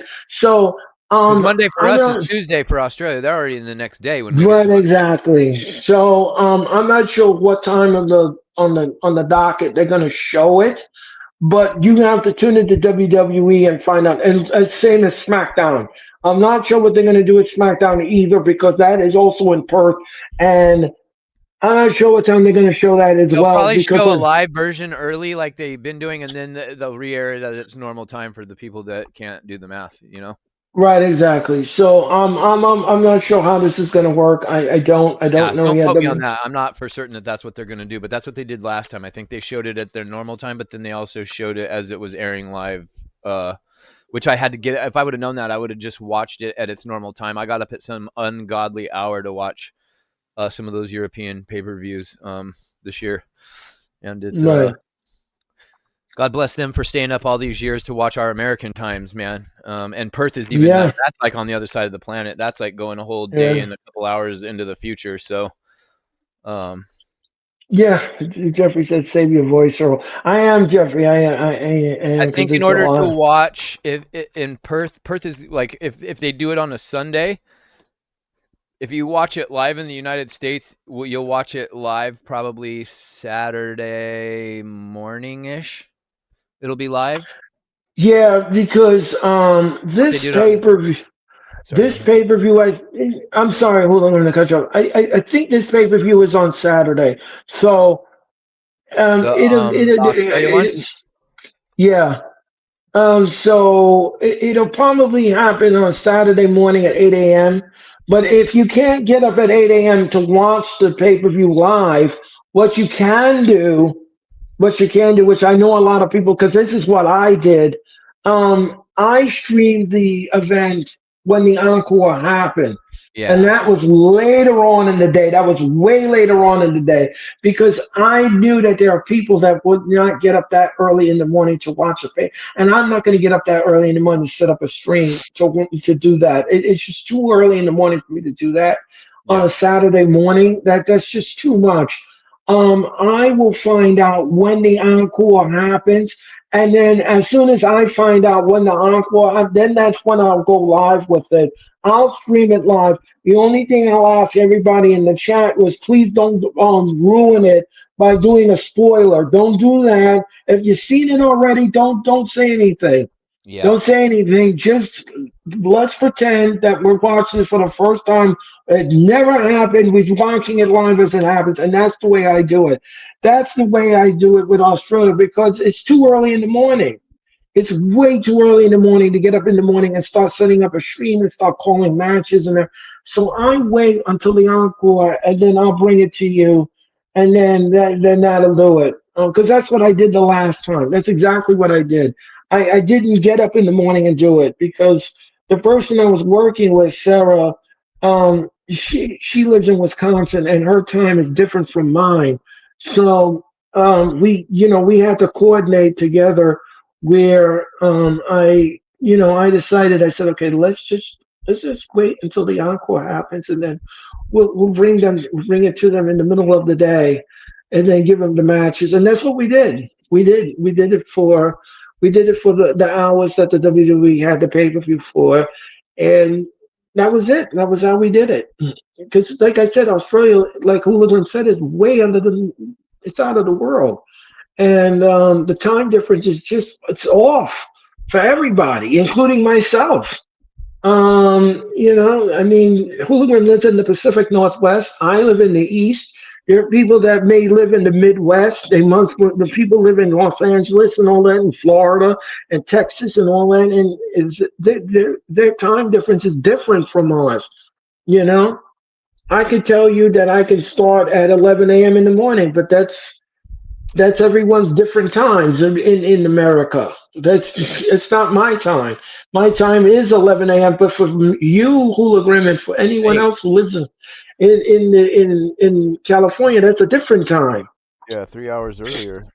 right? So you wouldn't be able to get up in the morning and watch me go live because it's too early in the morning for you.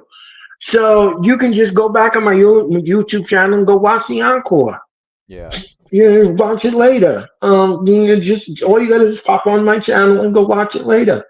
The, I mean, I was live at 11, but I mean, that's because of what was going on. So, um, that's just the way it is, folks, with time difference and everything, and UK and everything. So, folks, that's gonna do it for the wrestling experience.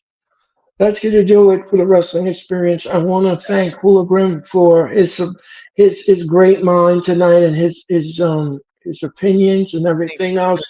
the And invite. I appreciate it. yeah, you're welcome. And Jeffrey. you're always welcome on this side of the Hudson, Hula when it comes to the wrestling experience. Um, I'm You just had gonna. a question. Yeah, Hmm? you had a couple. I don't know if you covered them. Oh, Will Rally let's. Part One and King Callum uh had questions for you. Oh, okay. Let's just go back and see what. Appreciate you, Hula Jeffrey says, okay. I live in the Caribbean. Oh, okay. Jeffrey, I did not know that. Okay. That's awesome. Earl, you should do a pin. No spoilers in the chat. Yeah, I agree with that, Me Hula. I agree with that. Yeah. Me too. I'm an early person. Yeah, so Australia crowd is remember is Elimination Chamber. Yes, I remember that. Yes, Elimination Chamber Perth. Earl, save your voice. Okay, thank you very much. Gotta watch it, Earl. Yep, yeah, gotta watch it. Yeah. NXT. Okay, I read that. King, how are you tonight, King? Do you think we'll see the return? You think we'll see returns at WrestlePalooza? Well, King, thank you for your question and hit the comment and hit the like button. King, I don't know what's gonna happen at this WrestlePalooza. All I know is that WWE now this is a huge test for the WWE because this is the first time that they've ever been on ESPN, and this is a huge. And when I mean huge, this is a huge thing for WWE because they're transitioning. They're asking fans to transition from Peacock to ESPN. So, People are having a real um, problem, and it seems to be very confusing for a lot of people. I'm not really sure why. I don't have cable, so I gotta pay if I want to watch it, but it's not right, that difficult for me. But it seems like if you've got right. cable, a lot of people are confused on how they are supposed to go about watching this show. Well, you have to get the Disney bundle package, like I did. I got the Disney bundle package through my cable, and that's the way I'm gonna watch WrestlePalooza because that's the only way I know how to watch it, and I hope it works. I'll have to test it out in the morning and see exactly if it works the way I wanted it to work. So we have to see what happens with that when I test the app, but that's the way it's supposed to work. Now, from what I understand and from what I read, there are several cable outlets that will not carry this ESPN package because they're still in negotiations with an ESPN and nothing's been finalized yet. So some fans will be shut out. You might have to just pay for the app itself and watch it.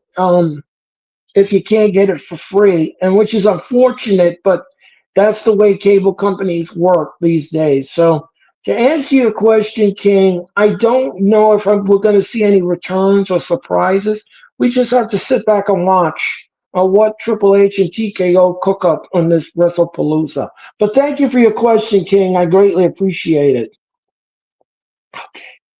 The kickoff show might start at 5. Yeah, that is correct. That is correct. Technically, Wrestle. Yeah, okay, I read all. So I read all of that. Intro. Riley says, WrestleTix, I got my info. Thank you very much, Riley, for that. Riley says, all AEW will go. Yep, and I read that. Um, no, I have ESPN built in my TV, but I'll use Netflix. Okay. Now, okay. Uh, okay. I think we're done. I think that's all the comments we've got in the chat. Okay, folks, I think that should do it. I think that should do it. Uh, yeah, okay. Yeah. Riley says, busy Saturday, AEW, then WrestlePalooza. Geez, long day. Yeah, it's going to be a long day, Riley. It's going to be a long day. Okay. All right, folks. That's it. That is it. Great show, Earl and Hook. Thank you, Jeffrey. Thank you, Thank you. Jeffrey. Appreciate you too, bro. Thank you. Thank you. All right, folks, that's going to do it for Wrestling Experience. That is going to do it for the Wrestling Experience. I want to thank you all for watching. I want to thank Hologram. I want to thank you all in the chat. Please, if you want to see this show, this encore presentation of this show, all you have to do, folks, all you got to do is go on to my YouTube channel, rewind, replay, relive, but make sure that you like, comment, subscribe, and share. I greatly appreciate it. And don't forget to give Hooligan some love too. Give him some comments, give him some subscriptions, and give him some likes on his channel because he's great at what he does. And ladies and gentlemen, thank you all for watching the Wrestling Experience. I hope everyone will have a great Friday. And I will see you again on Saturday night for WrestlePalooza. I'll be on the air at 6:50 Eastern Daylight Standard Time, and we will have fun on Saturday night. It's going to be a long evening of wrestling, and salute to you both, if you will. Oh, I got a Okay, so restriction for posting my channel in the chat, damn it. what happened? I got a restriction for trying to post my YouTube handle in your stream. Oh, oh, Earl Cole that's. won't let me promote myself in his chat. I don't know. I don't have that kind of restriction, but that's strange. I said follow I, me. I think I can't say follow me, maybe. I don't know. Um, Anyway, folks, that's going to do it for me. Thank you for watching the Wrestling Experience. I'm Earl Cole. Have a great Friday. I'll see you Saturday night for WrestlePalooza and AEW's All Out. And Ladies and gentlemen, as I said before, I'll say it again. Make sure you stay lovely and stay positive. I'll see you on Saturday night for a big night of wrestling. Good night, everyone.